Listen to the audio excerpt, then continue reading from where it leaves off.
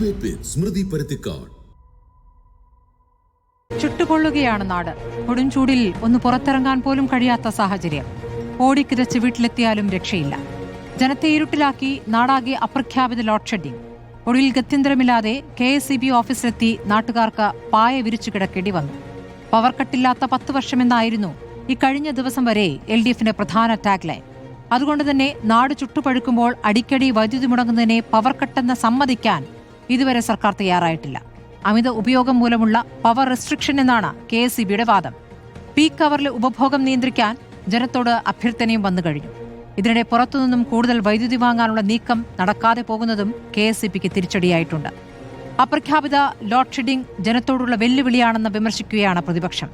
ഇതാണോ പിണറായി വിജയൻ മുതൽ സൈബർ പോരാളി വരെ തെരഞ്ഞെടുപ്പ് കാലത്ത് കെട്ടിപ്പൊക്കിയ പവർ കട്ടില്ലാത്ത കേരളമെന്ന് പരിഹാസത്തോടെ ചോദിക്കുകയും ചെയ്യുന്നുണ്ട്. പ്രതിസന്ധിയിലേക്ക് എത്തിച്ചതിന് പിന്നിൽ അഴിമതിയാണെന്ന ആരോപണവുമുണ്ട്. ഇനിയും പ്രതിസന്ധി പരിഹരിച്ചില്ലെങ്കിൽ നാടും സർക്കാരും ഒരുപോലെ വിയർക്കും. ഇരുട്ടിൽ നിർത്തുന്നു എന്നതാണ് ചോദ്യം.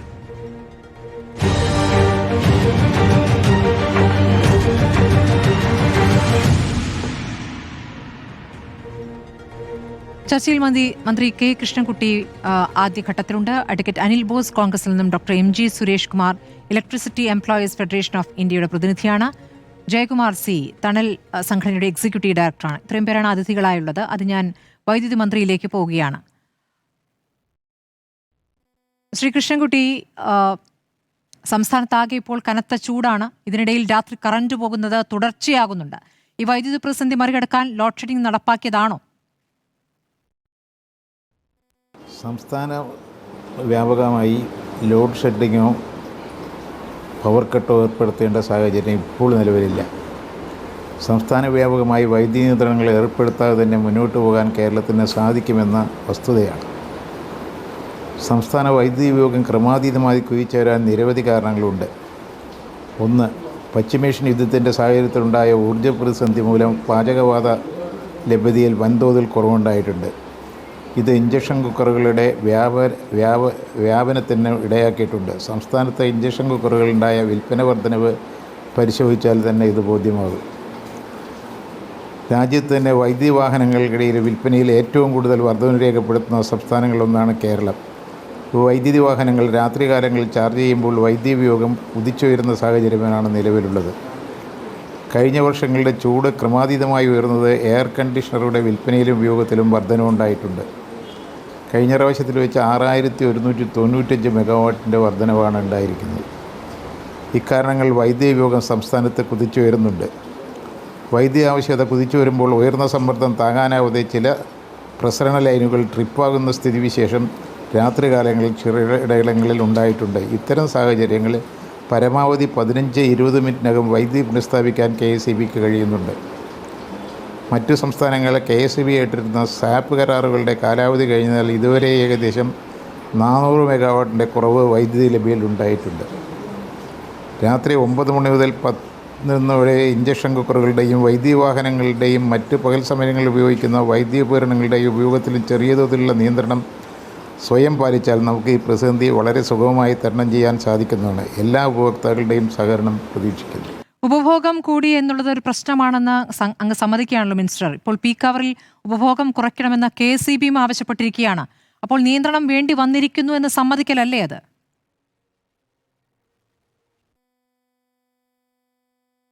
നിയന്ത്രണമല്ല. ഇപ്പോൾ ഒരു AC വയ്ക്കുന്ന വീട്ടിൽ 4 AC വയ്ക്കുന്നത്. ഇഞ്ചക്ഷൻ കുക്കറും ഒക്കെ വൈകുന്നേരമാണ് ഉപയോഗിക്കുന്നത്. ഗ്യാസിൻ്റെ പ്രശ്നം വന്നപ്പോൾ നമ്മളൊന്നും പ്രതീക്ഷയാണല്ലോ. 5500 മെഗാവാട്ടായിരുന്നു നമ്മൾ ഉദ്ദേശിച്ചത്. ഇപ്പോൾ 6975 മെഗാവാട്ട് വന്നിട്ടും നമുക്ക് മതിയാകുന്നില്ല. ഗ്രൈൻഡർ, വാഷിംഗ് മെഷീൻ ഇതൊക്കെ വൈകുന്നേരം ഉപയോഗിക്കുമ്പോൾ സ്വയം വരുന്ന നിയന്ത്രിക്ക് വരുമ്പോൾ ഓവർലോഡ് ആകുമ്പോൾ ഡ്രിപ്പാകുകയാണ്. അതിനാണ് വൈദ്യുതി കട്ടല്ല വരുന്നത്. ഒരു ട്രാൻസ്ഫോർമറിൻ്റെ കപ്പാസിറ്റിയിൽ കൂടുതൽ അവിടെ ലോഡ് വരുമ്പോൾ തനിയെ ഡ്രിപ്പാകും. അത് 10 മിനിറ്റ് എല്ലാവരും ഓഫാക്കുമ്പോൾ അത് ഓൺ ചെയ്യുകയും ചെയ്യും. ഇതാണ് ഇപ്പോൾ അതിൻ്റെ സ്ഥിതി. പവർ കട്ടും ലോഡ് ഷെഡിങ്ങും അതല്ലല്ലോ. ഈ പുറത്തുനിന്ന് വൈദ്യുതി വാങ്ങേണ്ടുന്ന സാഹചര്യം ആയി കഴിഞ്ഞോ? ഇപ്പോൾ വാങ്ങേണ്ടി വരും. അതിപ്പോൾ റെഗുലേറ്ററി കമ്മീഷൻ്റെ തീരുമാനത്തിന് വിട്ടിരിക്കുകയാണെന്ന് തീരുമാനിച്ചിട്ടുണ്ടെന്നുള്ളതാണ് കേട്ടത്. അത് വന്നാൽ പിന്നെ പ്രശ്നം തൽക്കാലം നമുക്ക് അവസാനിപ്പിക്കാം. വൈദ്യുതി നമ്മൾ കൂടുതൽ ചിലപ്പോൾ മാർക്കറ്റിൽ നോക്കിയിട്ടല്ലേ വില മേടിച്ചിട്ട് കൊടുക്കുന്നത്. അതിനുള്ള പെർമിഷന് വേണ്ടി ചോദിച്ചിട്ടുണ്ട്. റെഗുലേറ്ററി കമ്മീഷൻ സമ്മതം തരുന്നതാണ് എൻ്റെ പ്രതീക്ഷ. ഈ വൈദ്യുതി ലഭ്യത, മഴ ലഭ്യതയുമായൊക്കെ ബന്ധപ്പെട്ട് കിടക്കുന്നത് തന്നെയാണ്. പക്ഷേ ഈ സർക്കാർ പവർ കട്ടില്ലാത്ത 10 വർഷം എന്നാണ് പ്രധാനമായും പറഞ്ഞത്. പവർ കട്ട് എന്തെന്നറിയാത്ത ഒരു തലമുറ ഉണ്ട് എന്നും ഈ തെരഞ്ഞെടുപ്പ് കാലത്ത് ഉടനീളം അവകാശവാദം ഉന്നയിച്ചവരാണ്. ഈ സാഹചര്യം ഡ്രിപ്പാകുന്നത് അതല്ലല്ലോ. ഈ പ്രകൃതി ഇങ്ങനെ ക്ഷോഭിക്കുന്നുള്ളത് ആരും അറിയില്ലല്ലോ. പ്രകൃതി ഇങ്ങനെ വരുന്ന ആരെങ്കിലും പറഞ്ഞിട്ടുണ്ടോ? 10 കൊല്ലം ഉണ്ടാകാത്തതല്ലേ വന്നത്. പ്രകൃതിയുടെ പ്രകൃതിയുടെ ക്ഷോഭത്തിൽ നമുക്ക് എന്ത് ചെയ്യാൻ പറ്റും? ഒരിക്കലും ഉണ്ടാകാത്തതല്ലേ പ്രകൃതി വന്ന് കൂടിയിരിക്കുന്നത്. അതുകൊണ്ടുള്ള പ്രശ്നമാണ്. ഇപ്പോൾ ഇടിവീട്ടിലും മഴ വെയിലും വരുമ്പോൾ നമുക്ക് തടഞ്ഞു നിൽക്കാനൊന്നും പറ്റില്ലല്ലോ. അല്ലെങ്കിൽ നിങ്ങളുടെ വാർത്ത കൊണ്ട് തടഞ്ഞു നിൽക്കാൻ പറ്റുമോ? പറ്റില്ലല്ലോ. അതാണ്. എന്നാലും നമുക്കെന്താ വെച്ചാൽ നമ്മുടെ ഉൽപ്പാദനം നമുക്ക് വർദ്ധിപ്പിക്കാണ്ട് നമുക്ക് രക്ഷയില്ല. നമുക്ക് സാധ്യത ധാരാളമുണ്ട്. കേരളത്തിൽ തന്നെ മറ്റ് ഇന്ത്യയിലുള്ള ഒരു സ്റ്റേറ്റിനേക്കാളും താല്പര്യമുള്ള 3000 TMC വെള്ളമുണ്ട്. നമ്മളെല്ലാം കൂടി 300 TMC ആണ് ഉപയോഗിക്കുന്നത്. ഒരു ഹൈഡ്രൽ പ്രോജക്റ്റ് വരാനും സമ്മതിക്കില്ല. ഇപ്പോൾ 10 കൊല്ലത്തിൻ്റെ ഇടയിൽ 173 മെഗാവാട്ട് ഉൽപ്പാദനം നമുക്ക് വർദ്ധിപ്പിക്കാൻ സാധിച്ചു. അത് വലിയ കാര്യമാണ്. 30 കൊല്ലം 40 കൊല്ലമായി കിടക്കുന്ന പ്രോജക്റ്റുകളാണ് നമ്മളിപ്പോൾ ഇത് കംപ്ലീറ്റ് ചെയ്തത്. അങ്ങനെ നമുക്ക് ഹൈഡ്രൽ പ്രോജക്റ്റ് ഇപ്പോൾ കർണാടകത്തിൽ നിന്ന് 147 TMC വയനാട്ടിൽ നിന്ന് കൊണ്ടുപോകുന്നുണ്ട്, കേരളത്തിൽ നിന്ന്. അതിൽ നമുക്ക് 30 TMC അനുവദിച്ചിട്ടുണ്ട്. അതും ഉപയോഗിക്കാൻ സമ്മതിക്കില്ല നമ്മളിവിടുത്തെ മാധ്യമങ്ങൾ. കാരണം അവിടെ കാക്ക പറക്കാൻ തടസ്സമുണ്ടെന്ന് പറഞ്ഞ് വാർത്ത വരും. പിറ്റേ ദിവസം ആ പ്രോജക്റ്റ് നിൽക്കും. ഇപ്പോൾ നോക്കിക്കോളേ. അതേപോലെ പറമ്പിക്കുളത്ത് നിന്ന് 40 TMC വെള്ളം പോകുന്നുണ്ട് തമിഴ്നാട്ടിന്. ഇലക്ട്രിസിറ്റി അവർക്ക് ഉൽപ്പാദിപ്പിക്കാൻ കൊടുത്തു. പോട്ടെ. അതേപോലെ മുല്ലപ്പെരിയാർ 41 TMC വെള്ളം പോകുന്നുണ്ട്. അതിൽ ഇലക്ട്രിസിറ്റിയും ഉപയോഗിക്കാൻ കൊടുക്കുന്നുണ്ട് ഫ്രീ ആയിട്ട്. നമ്മുടെ വെള്ളം നമ്മുടെ പ്രദേശമെല്ലാം. ഇതൊന്നും അപ്പം മിച്ചമുണ്ടെന്ന് പറഞ്ഞുള്ള കാലത്തുള്ള എഗ്രിമെൻ്റ് ഉണ്ടാക്കിയതാണ്. അതിൻ്റെ ദോഷവും ഇപ്പം നമ്മളൊന്ന് അനുഭവിക്കുകയാണ്, ഈ തലമുറ അനുഭവിക്കുകയാണ്. അപ്പോൾ നമുക്ക് ഹൈഡ്രൽ പ്രോജക്റ്റുകൾ വരെ പെർമിഷൻ, നിങ്ങളുടെയൊക്കെ സഹകരണം ഉണ്ടെങ്കിൽ പ്രോജക്റ്റുകൾ പൂർത്തിയാക്കി വേഗം ചെയ്താൽ നമുക്ക് ഈ പ്രശ്നമേ തീരും. അതാണ് എനിക്ക് പറയാനുള്ളത്. മിസ്റ്റർ, ഇപ്പോൾ എന്തൊക്കെ പറഞ്ഞാലും ഈ തെരഞ്ഞെടുപ്പ് കാലത്ത് ഈ പവർ കട്ടില്ലാത്ത 10 വർഷങ്ങൾ എന്നുള്ളത് ആവർത്തിച്ച് പറഞ്ഞാണ്. അതുകൊണ്ടാണിപ്പോൾ അപ്രഖ്യാപിത പവർ കട്ട് എന്നാണ് ഇപ്പോൾ പ്രതിപക്ഷവും പറയുന്നത്. അല്ല, പ്രചരണമായതുമില്ല. ഞങ്ങൾ പ്രഖ്യാപിത പവർ കട്ടില്ല. ഓവർലോഡ് വരുമ്പോൾ ഡ്രിപ്പാകുന്നതേ ഉള്ളൂ. നിങ്ങളിപ്പോൾ 10 AC വയ്ക്കേണ്ടതിൻ്റെ ഇവിടെ 100 AC ഒന്നിച്ച് ഓടാൻ തുടങ്ങിയാൽ അത് ഓവർലോഡാകൂലേ? ഓവർലോഡാകുമ്പോൾ ഡ്രിപ്പാകുമല്ലോ. അതേ നടക്കുന്നത്. അല്ലാണ്ട് പവർ കട്ടൊന്നുമില്ല. അങ്ങ് ഈ കാലാവസ്ഥയുടെ കാര്യം പറഞ്ഞു. ഓരോ വർഷവും ഓരോ തരത്തിൽ കാലാവസ്ഥ മാറിക്കൊണ്ടിരിക്കുന്നുണ്ട്. ഇപ്പോൾ വേനലിനെ നേരിടാനുള്ള KSEB തയ്യാറെടുപ്പിനെ വൈദ്യുതി റെഗുലേറ്ററി കമ്മീഷൻ വിമർശിക്കുന്നുണ്ടല്ലോ. ബാറ്ററി സ്റ്റോറേജ് നിലയങ്ങൾ വേനലിന് മുമ്പ് ഒരുക്കിയിരുന്നെങ്കിൽ ഈ വൈദ്യുതി സറണ്ടർ ചെയ്യാതെ ശേഖരിക്കാൻ കഴിയുമായിരുന്നു എന്നാണ് ഇപ്പോൾ റെഗുലേറ്ററി കമ്മീഷൻ പറയുന്നത്. ബാറ്ററി എനർജി സ്റ്റോറേജ് സിസ്റ്റം താരതമ്യേന ചിലവേറിയതാണ്. എന്നാൽ ആയത് പ്രോത്സാഹിപ്പിക്കുന്നതിനായി കേന്ദ്ര ഊർജ്ജ മന്ത്രാലയം ഗ്രാൻഡ് അനുവദിച്ച ഉത്തരവിറക്കിയപ്പോൾ ആദ്യം തന്നെ പ്രപ്പോസൽ നൽകുകയും ഗ്രാൻഡ് അനുവദിച്ച് കിട്ടുകയും ചെയ്തു. ചുരുക്കം സംസ്ഥാനങ്ങളിൽ ഒന്നാണ് കേരളം. ഇതിനോടകം തന്നെ 1500 മെഗാവാട്ട് പവർ ശേഷിയുള്ള പദ്ധതിക്കാണ് പ്രവർത്തനാനുമതി മണിക്കൂർ ശേഷിയുള്ള പദ്ധതിക്കാണ് പ്രവർത്തനാനുമതി നൽകിയിട്ടുള്ളത്. ആയത് 2026-27 പൂർത്തീകരിക്കും. ഇത് പൂർത്തിയാകുന്നതോടെ അടുത്ത വേനലിൽ പ്രതിസന്ധി ഉണ്ടാകില്ല. ഉപഭോക്താക്കൾക്ക് മുൻ സാമ്പത്തിക ബാധ്യത വരാതിരിക്കാൻ ഈ കഴിഞ്ഞ മാസങ്ങളിൽ വലിയ തോതിലുള്ള വൈദ്യുതി കൈമാറ്റ കരാറുകളാണ് നടപ്പിലാക്കിയത്. ആയതിൽ 200 മെഗാവാട്ട് കരാർ നാളെ അവസാനിക്കും. നമ്മൾ മിച്ചമുണ്ടാകുമ്പോൾ അങ്ങോട്ട് കൊടുത്തത് തിരിച്ചു കിട്ടി. അത് കഴിഞ്ഞു. 200 മെഗാവാട്ടിൻ്റെ കരാർ നാളെ അവസാനിക്കുകയാണ്. ഈ സൗരോർജ്ജ വൈദ്യുതി ഉൽപ്പാദനം കൂടിയതുകൊണ്ട് KSEBക്ക് കിട്ടുന്ന വൈദ്യുതി പാഴാകുകയാണ് എന്നൊരു വാദം കൂടിയുണ്ട്. 1 കോടി യൂണിറ്റ് വരെ സറണ്ടർ ചെയ്തു എന്നാണ് പറയുന്നത്. അതല്ല, സറണ്ടർ ചെയ്താൽ നമുക്ക് കിട്ടും. അതല്ല, ഇവിടെ 3 കിലോവാട്ടിന് വരെയാണ് മീറ്റർ ഉള്ളത്, നെറ്റ് മീറ്റർ ഉള്ളത്. അതിപ്പോൾ 5 കിലോ വാട്ട് പോയി 20 കിലോ വാട്ട് വരെ സംഭവിച്ചാൽ പിന്നെ നമ്മൾ പകൽ ഉൽപ്പാദിക്കുന്നത് രാത്രി മൈനസ് ചെയ്താൽ എങ്ങനെ ഉണ്ടാവും? നമുക്ക് പിടിച്ചു നിൽക്കാൻ ബുദ്ധിമുട്ടല്ലേ? 2 റുപ്യക്കും 2 റുപ്യ 2.5 റുപ്യയ്ക്ക് 1.5 റുപ്യക്കും കിട്ടുന്ന ഇലക്ട്രിസിറ്റിയെ രാത്രി ഉപയോഗിക്കുമ്പോൾ 11 റുപ്യക്കും 12 റുപ്യക്കും മേടിച്ചാൽ എങ്ങനെ ഉണ്ടാവും? അത് കിഴിക്കുകയാണല്ലോ. അപ്പോൾ 11 റുപ്യക്ക് മേടിച്ചതിന് അതിന് കിഴിക്കുകയല്ലേ? അങ്ങനെയുള്ള ഒരു പ്രതിസന്ധി വരുന്നുണ്ടല്ലോ. ഈ ബസ് പൂർത്തിയാക്കിയിരുന്നെങ്കിൽ ഈ വൈദ്യുതി ശേഖരിച്ച് രാത്രി ഉപയോഗിക്കാമായിരുന്നല്ലോ. രാത്രിയിൽ ജനം വലയുന്നുണ്ട് ഈ കൊടും ചൂടിൽ. അപ്പോൾ അങ്ങ് പറയുന്നത് രാത്രിയും പകലുമൊക്കെ ജനങ്ങളോട് സഹകരിക്കാനാണ്. അല്ല, അത് ഗ്രാൻഡൊക്കെ കിട്ടണ്ടേ?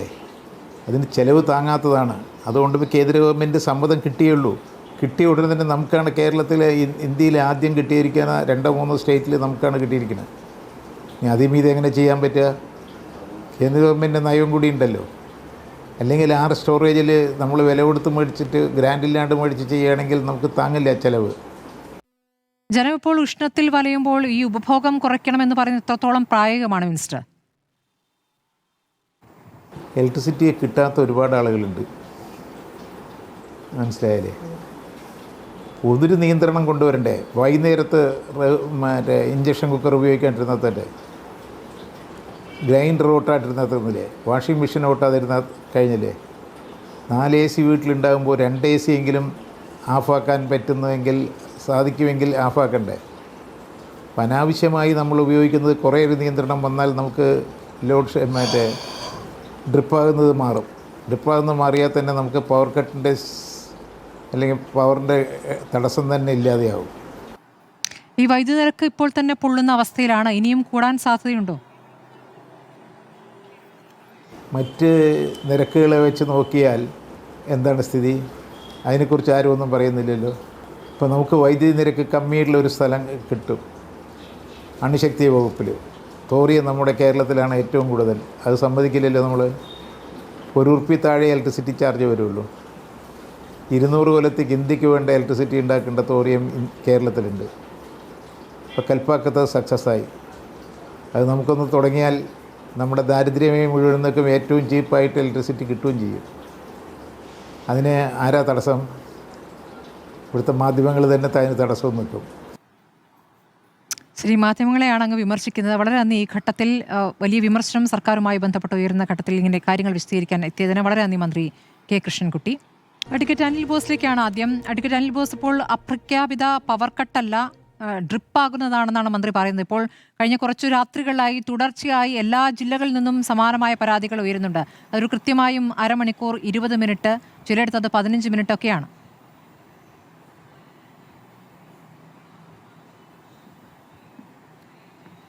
കഴിഞ്ഞ 10 വർഷമായി കേരളത്തിൽ ലോഡ് ഷെഡിംഗ് ഉണ്ട് എന്ന് ഈ സർക്കാർ അംഗീകരിച്ചിട്ടില്ല. ഇപ്പോൾ പറഞ്ഞുകൊണ്ടിരിക്കുന്നത് ഈ പറയുന്ന ഇപ്പം സ്മൃതി ഇവിടെ പറഞ്ഞതുപോലെയാണ്, സ്ട്രിപ്പാകുന്നു എന്നൊക്കെയുള്ള വ്യാഖ്യാനമാണ്. നമുക്കെല്ലാവർക്കും അറിയുന്നതാണ്, നമ്മുടെ പ്രദേശത്ത് ഓരോ കേൾക്കുന്നുണ്ടോ ഞാൻ പറയുന്നത്? കേൾക്കാം. ഓക്കെ. നമ്മൾ കഴിഞ്ഞ 10 വർഷത്തിനിടയിൽ എപ്പോഴും നമുക്ക് പരിശോധിച്ചാൽ മനസ്സിലാക്കാൻ കഴിയും, മിക്ക ദിവസവും ഓരോ ട്രാൻസ്ഫോർമർ ഏരിയയിൽ വരുന്ന, ഓരോ ഇലക്ട്രിസിറ്റി ബോർഡ് ഏരിയയിൽ വരുന്ന സ്ഥലങ്ങളിൽ അറ്റകുറ്റപ്പണികൾ എന്ന പേരിൽ രാവിലെ 9 മണി മുതൽ വൈകുന്നേരം 5 മണി വരെ വൈദ്യുതി ബന്ധം വിച്ഛേദിക്കുകയാണ്, അറ്റകുറ്റപ്പണി നടക്കുകയാണെന്നാണ് പറയുന്നത്. കഴിഞ്ഞ 10 വർഷമായി ഞാൻ ഇലക്ട്രിസിറ്റി ബോർഡിലെ വിവിധ ഉദ്യോഗസ്ഥന്മാരെ, ട്രേഡ് യൂണിയൻ നേതാക്കൾ, അതുമായി ബന്ധപ്പെട്ട് പ്രവർത്തിക്കുന്ന പഠിക്കുന്ന ആളുകളുമൊക്കെ ആയിട്ട് സംസാരിക്കുകയുണ്ടായി. അവർ പറഞ്ഞത് ഈ അറ്റകുറ്റപ്പണി എന്ന് പറയുന്നത് തന്നെ ഒരു ലോഡ് ഷെഡിംഗ് ആണ്. അത് പലപ്പോഴും ഉള്ള പ്രശ്നങ്ങൾക്ക് വേണ്ടിയല്ല, അത് പരിഹരിക്കാനുള്ള താൽക്കാലികമായിട്ടുള്ള ജോലികളൊക്കെ വരാറുണ്ടെങ്കിലും സ്ഥിരമായി വളരെ കൃത്യമായി ചെയ്തുകൊണ്ടിരിക്കുന്ന വ്യാപകമായ ഒരു നടപടിക്രമമാണ് ലോഡ് ഷെഡിംഗ് എന്ന് പറയാതെ അറ്റകുറ്റപ്പണിയുടെ പേരിൽ വൈദ്യുതി ബന്ധം വിച്ഛേദിക്കുന്നത്. അത് നമ്മൾ സ്ഥിരമായി കണ്ടുകൊണ്ടിരിക്കുകയാണ്. ആളുകൾ അങ്ങനെ വലിയ ബഹളം ഉണ്ടാക്കാറില്ല, ആളുകൾ പരാതി പറയാറില്ല. അതുപോലെ തന്നെ ഇപ്പോൾ ഈ വൈദ്യുതി ഇപ്പം ഇവർ പറയുന്നു ഉപഭോക്താക്കളുടെ എണ്ണം കൂടുതലാണ്, ഉൽപ്പാദനം നമ്മുടെ കയ്യിലില്ല, മറ്റ് സംസ്ഥാനങ്ങളിൽ നിന്ന് നമുക്ക് ലഭ്യമാകുന്നില്ല. അപ്പോൾ അതിൻ്റെതായ ബുദ്ധിമുട്ടുണ്ട്. ഇപ്പോൾ പ്രത്യേകിച്ച് ചൂടാണ്. അതുപോലെ എന്താ പറഞ്ഞത്, ഗ്യാസ് കിട്ടാൻ കുറവാണ്. അപ്പം ആളുകൾ ഇലക്ട്രിസിറ്റി കാർ ഉപയോഗിക്കുന്നു. അങ്ങനെയുള്ള ഒരുപാട് കാര്യങ്ങളാണ്. അത് തന്നെ, അതെല്ലാം മന്ത്രി ഇവിടെ പറയുകയുണ്ടായി. അതെല്ലാം ജനം കേട്ടുകൊണ്ടിരിക്കുകയാണ്. ജനം കേട്ടുകൊണ്ടിരിക്കുകയാണ്. പക്ഷെ ആദ്യം ചെയ്യേണ്ടത്, ഇപ്പം നമ്മൾ പ്രതിസന്ധികൾ ഉണ്ടാവും. ഇപ്പം നാളെ UDF ഭരിച്ചാലും LDF ഭരിച്ചാലും വൈദ്യുതി ക്ഷാമം ഉണ്ടായാൽ ലോഡ് ഷെഡിങ് വേണ്ടതാണെങ്കിൽ വേണം. അത് തുറന്നു പറയുന്നതിന് എന്താ കുഴപ്പം? നമ്മുടെ ഉപയോഗത്തിന് ആവശ്യം വരുന്ന വൈദ്യുതി നമ്മുടെ കയ്യിലില്ല, നമുക്ക് മേടിക്കാൻ കഴിയുന്നില്ല, നമുക്ക് സാമ്പത്തിക പ്രതിസന്ധികൾ ഉണ്ടെങ്കിൽ അത് തുറന്നു പറഞ്ഞ് കൃത്യമായ ഒരു സമയക്രമം വെച്ച് ഒരു നല്ല ഭരണാധികാരി, നല്ല സർക്കാർ ചെയ്യേണ്ടത് എന്താ? ഉള്ളത് മൂടി വെക്കുകയല്ലല്ലോ ചെയ്യേണ്ടത് സ്മൃതി. അവർ പറയുകയാണ് രാത്രി 8:30 തൊട്ട് 9 മണി വരെ വൈദ്യുതി വിച്ഛേദിക്കപ്പെടും, അത് ലോഡ് ഷെഡിംഗ് ആണ് എന്ന് പറഞ്ഞാൽ നമുക്ക് എന്തെല്ലാം കാര്യങ്ങൾ ക്രമീകരിക്കാൻ പറ്റും? പൊതുസമൂഹത്തിന് എന്തെല്ലാം കാര്യങ്ങൾ അത് ക്രമീകരിക്കാൻ പറ്റും? ഇത് അങ്ങനെയാണോ? ഇന്നലെ ഒരു ദിവസം മാത്രം എടുത്ത് നോക്കിയാൽ ഈ കഴിഞ്ഞ കുറേ ദിവസങ്ങളായി 10 മിനിറ്റ് 15 മിനിറ്റ് എത്ര ടൈമിലാണ് പോകുന്നത്? ഇതിനെ സംബന്ധിച്ച് വല്ല ധാരണയുമുണ്ടോ? നമുക്ക് ഇതൊരു സർക്കാർ സുതാര്യമായി പറഞ്ഞാൽ മതി, ഞങ്ങൾക്ക് വൈദ്യുതിയുടെ കുറവുണ്ട്, ഞങ്ങൾക്ക് നിയന്ത്രണം അനിവാര്യമാണ്, അതുകൊണ്ട് ഇത്ര മണി തൊട്ട് ഇത്ര മണി വരെ ലോഡ് ഷെഡിങ്. അത് പറയുന്നില്ല എന്താ ഇവർക്ക് കുറച്ചിൽ? അതിനെ മൂടി വെച്ച് നടത്തുന്ന ഈ പ്രഹസനമാണ് ഇപ്പോൾ മന്ത്രി പറഞ്ഞതും ഈ കഴിഞ്ഞ 10 വർഷക്കാലം കേരളം കണ്ടുകൊണ്ടിരുന്നതും എന്നതാണ് യാഥാർത്ഥ്യം. അതുകൊണ്ട് ഇവിടെ ലോഡ് ഷെഡിങ് ഇല്ല, ലോഡ് ഷെഡിങ്ങേ അല്ല, സ്ട്രിപ്പാകുന്നതാണ് എന്നൊക്കെ പറഞ്ഞു പോകുന്നത് സ്വന്തം കഴിവുകേടുകൾ മറയ്ക്കാനും ജനങ്ങളിൽ നിന്ന് ഒളിച്ചോടുന്നതിന് വേണ്ടിയുള്ള നടപടികൾ മാത്രമാണ്. ഇതൊന്നും ഒരു ഭരണാധികാരികളുടെ ഭാഗത്തുനിന്ന് ഉണ്ടാകേണ്ട കാര്യമില്ല. സുതാര്യമായ കാര്യങ്ങൾ ഉണ്ടാവട്ടെ. നമുക്കറിയാമല്ലോ, വൈദ്യുതി ചാർജിന്റെ വർധന ഒന്ന് പരിശോധിച്ച് നോക്ക്. ഈ 2014 മുതൽ ഇങ്ങോട്ടുള്ള ഓരോ മാറ്റം, യൂണിറ്റിന് എത്ര രൂപ വെച്ച് കൂട്ടി, ഫിക്സഡ് ചാർജ് എത്ര പ്രാവശ്യം കൂട്ടി, ഇന്ന് 100 യൂണിറ്റ് ഉപയോഗിക്കുന്ന ആളുകളുടെ കയ്യിൽ നിന്ന് എത്ര രൂപയാണ് ചാർജ്? ആദ്യത്തെ 50 യൂണിറ്റിന്, രണ്ടാമത്തെ 50 യൂണിറ്റിന്, ഇപ്പോൾ മൊത്തത്തിൽ എത്ര തുക വരുന്നുണ്ട്? ഏതാണ്ട് 100 രൂപ 150 രൂപയ്ക്ക് താഴെ പ്രതിമാസം 100 യൂണിറ്റ് ഉപയോഗിക്കുന്ന ആളുകൾ കൊടുത്തുകൊണ്ടിരുന്ന സ്ഥലത്തുനിന്ന് അത് 500-500-ലധികവും ആയി വർദ്ധിച്ചു കഴിഞ്ഞിരിക്കുന്നു. അത്രയും സാമ്പത്തിക ഭാരം വൈദ്യുതി പ്രതിസന്ധി ചൂണ്ടിക്കാണിച്ചുകൊണ്ട് കാലാകാലങ്ങളിൽ വൈദ്യുത ചാർജ് വർദ്ധിപ്പിച്ച് ഏറ്റവും വലിയ കൊള്ളയാണ് അതിന്റെ പേരിൽ ഇലക്ട്രിസിറ്റി ബോർഡ് ജനങ്ങളെ ശരിക്കും പറഞ്ഞാൽ പിഴിഞ്ഞെടുക്കുന്ന കാര്യമാണ്. അവരെ ഊറ്റിയെടുക്കുകയാണ്. പാവപ്പെട്ട ആളുകൾ വിലക്കയറ്റം കൊണ്ട് പൊറുതിമുട്ടുന്നു. ഒരുപാട് പ്രശ്നങ്ങൾ. ആ പ്രശ്നങ്ങൾക്കിടയിൽ അത് പരിഹരിക്കുന്നതിന് വേണ്ടി ക്രിയാത്മകമായി കാര്യം ചെയ്യേണ്ട ഗവൺമെന്റ് അത് ചെയ്യാൻ കഴിയുന്നില്ല എന്ന കുറ്റസമ്മതം മന്ത്രി നടത്തിയിരുന്നുവെങ്കിൽ നമുക്ക് അംഗീകരിക്കാം. ഇനി ലോഡ് ഷെഡിംഗ് ഉണ്ടെങ്കിൽ അത് ഉണ്ടെന്ന് തുറന്നു പറയാനുള്ള ആർജവം ഗവൺമെന്റ് കാണിക്കണം. എന്തിനാ ഈ ഒളിച്ചു കളിക്കുന്നത്? അതുകൊണ്ട് ഇവര് പറയുന്ന ഈ നടപടിക്രമങ്ങൾ ഒന്നും തന്നെ ശരിയല്ല. കഴിഞ്ഞ 10 വർഷമായി ഈ ദുരിതമുണ്ട്. തെരഞ്ഞെടുപ്പ് പ്രമാണിച്ച് ലോഡ് ഷെഡിംഗ് ഇല്ലാത്ത, കറണ്ട് പോകാത്ത കേരളം എന്നൊക്കെ നമുക്ക് നല്ല പാട്ട്, മറ്റേ തിരുവാതിര കളിക്ക് മുഖ്യമന്ത്രിയെ കുറിച്ച് വാഴ്ത്തുപാട്ട് പാടിയതുപോലെ നമുക്ക് പാട്ടൊക്കെ പാടാം. പക്ഷെ അതല്ല. അതുകൊണ്ട് എന്റെ അഭിപ്രായം, സർക്കാർ സത്യസന്ധത പാലിക്കണം. നേതാക്കൾ ഇനി ഏത് പാർട്ടിയായാലും, നാളെ കോൺഗ്രസ് വരട്ടെ, ഏത് കാലത്തും ഉണ്ടാകാവുന്ന പ്രതിസന്ധിയാണ് എന്നുള്ളതാണ് അങ്ങ് പറഞ്ഞത്. ശരി, ഞാൻ ഇലക്ട്രിസിറ്റി എംപ്ലോയീസ് ഫെഡറേഷൻ ഓഫ് ഇന്ത്യയുടെ പ്രതിനിധി ഡോക്ടർ MG സുരേഷ് കുമാറിലേക്ക് പോകുന്നു. ഡോക്ടർ MG സുരേഷ് കുമാർ, ഇപ്പോൾ പ്രതിസന്ധിയുണ്ട്, കനത്ത ചൂടുമാണ്, സമാനതകളില്ലാത്ത ചൂടിന്റെ സാഹചര്യമാണ്. അപ്പോൾ ഇന്ന് മുഖ്യമന്ത്രി ഉന്നതതല യോഗം വിളിച്ച ദിവസം കൂടിയാണിന്ന്. എങ്ങനെയൊക്കെയാണ് കരുതൽ വേണ്ടത്? അതോടൊപ്പം പൊതു ഇടങ്ങളിൽ തണലൊരുക്കാനുള്ള സംവിധാനം വേണമെന്ന് കൂടിയാണ് മുഖ്യമന്ത്രി ഇന്ന് മുന്നോട്ട് വെച്ച നിർദ്ദേശങ്ങളിലൊന്ന്. അങ്ങനെ പുറത്തൊരു തണലൊരുക്കുന്നു എന്ന് പറയുമ്പോൾ വീടിൻ്റെ അകത്തുള്ള ചൂടും ഒരു പ്രധാനപ്പെട്ട വിഷയമാണല്ലോ. വീടിനകത്ത് ഇരിക്കാൻ പറയുന്ന സമയത്ത് വീട്ടിൽ ഇരിക്കാൻ പറ്റാത്ത സാഹചര്യം, അതിനെ എങ്ങനെയാണ് KSEB വിശദീകരിക്കുക? എപ്പോഴും നിയന്ത്രണം വേണമെന്ന് ഈ ചൂടിൽ സഹിക്കുന്ന ജനത്തോട് ആവശ്യപ്പെടുമ്പോൾ അത് എത്രത്തോളം പ്രായോഗികമാണെന്ന ചോദ്യം കൂടിയുണ്ട്.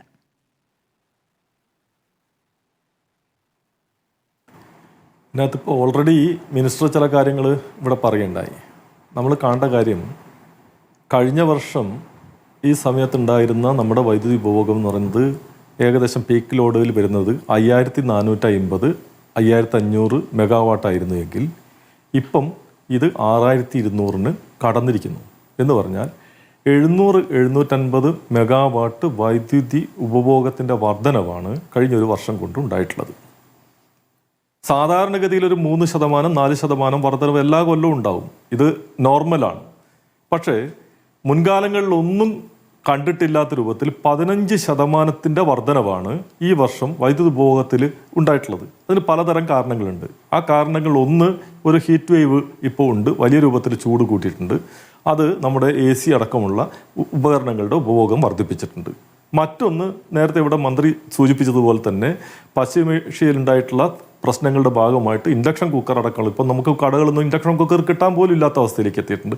അത്തരത്തിലുള്ള ഉപകരണങ്ങളുടെ ഉപഭോഗം കൂടിയിട്ടുണ്ട്. എന്ന് പറഞ്ഞാൽ നമ്മൾക്ക് മുൻകൂട്ടി കാണാൻ കഴിയാത്ത ആസൂത്രണം ചെയ്ത് വെക്കാൻ കഴിയാത്ത രൂപത്തിലുള്ള വലിയൊരു ഉപഭോഗ വർധനവുണ്ടായി. ആ ഉപഭോഗ വർധനവിനെ പരിഹരിക്കുന്നതിന് വേണ്ടിയിട്ടുള്ള സാധ്യമായ എല്ലാ മാർഗങ്ങളും KSEB സ്വീകരിക്കുകയും ചെയ്യുന്നു. ഏകദേശം 350-400 മെഗാവാട്ടോളം വൈദ്യുതി ഓവർ ഡ്രോയിൽ നടത്തിയിട്ട് കൂടിയാണ് യഥാർത്ഥത്തിൽ ഈ പ്രതിസന്ധിയെ KSEB നേരിട്ടുകൊണ്ടിരിക്കുന്നത്. പക്ഷെ അങ്ങനെ പ്രതിസന്ധിയെ നേരിടുമ്പോഴും നിലവിലുള്ള നാഷണൽ ഗ്രിഡിൽ ഫ്രീക്വൻസി കുറയുന്നത് കൊണ്ടുണ്ടാകുന്ന വൈദ്യുതി തടസ്സങ്ങളും വന്നുകൊണ്ടിരിക്കുകയാണ്. 49.6 താഴേക്ക് ഫ്രീക്വൻസി പോയാൽ അത് ഫ്രീക്വൻസി കേരളത്തിൽ മാത്രം നിൽക്കുന്നതല്ല, നാഷണൽ ഗ്രിഡിൻ്റെ ഭാഗമാണ്. അങ്ങനെ ഫ്രീക്വൻസി അതിൽ താഴേക്ക് പോകുമ്പോൾ ഫ്രീക്വൻസിയുടെ ഭാഗമായി, അതായത് ലോഡ് മൊത്തത്തിൽ കൂടുന്നത്, കേരളത്തിൽ മാത്രം കൂടുന്നതല്ല, ലോഡ് മൊത്തത്തിൽ കൂടുന്നതിൻ്റെ ഭാഗമായി ഫ്രീക്വൻസി ട്രിപ്പിംഗ് നടക്കുന്നു എന്നത് ആണ് യഥാർത്ഥത്തിൽ ഇപ്പോൾ ഉണ്ടാകുന്നൊരു പ്രശ്നം. അല്ലാതെ നമ്മുടെ വൈദ്യുതി ആസൂത്രണത്തിൽ വന്ന പ്രശ്നങ്ങളൊന്നുമല്ല.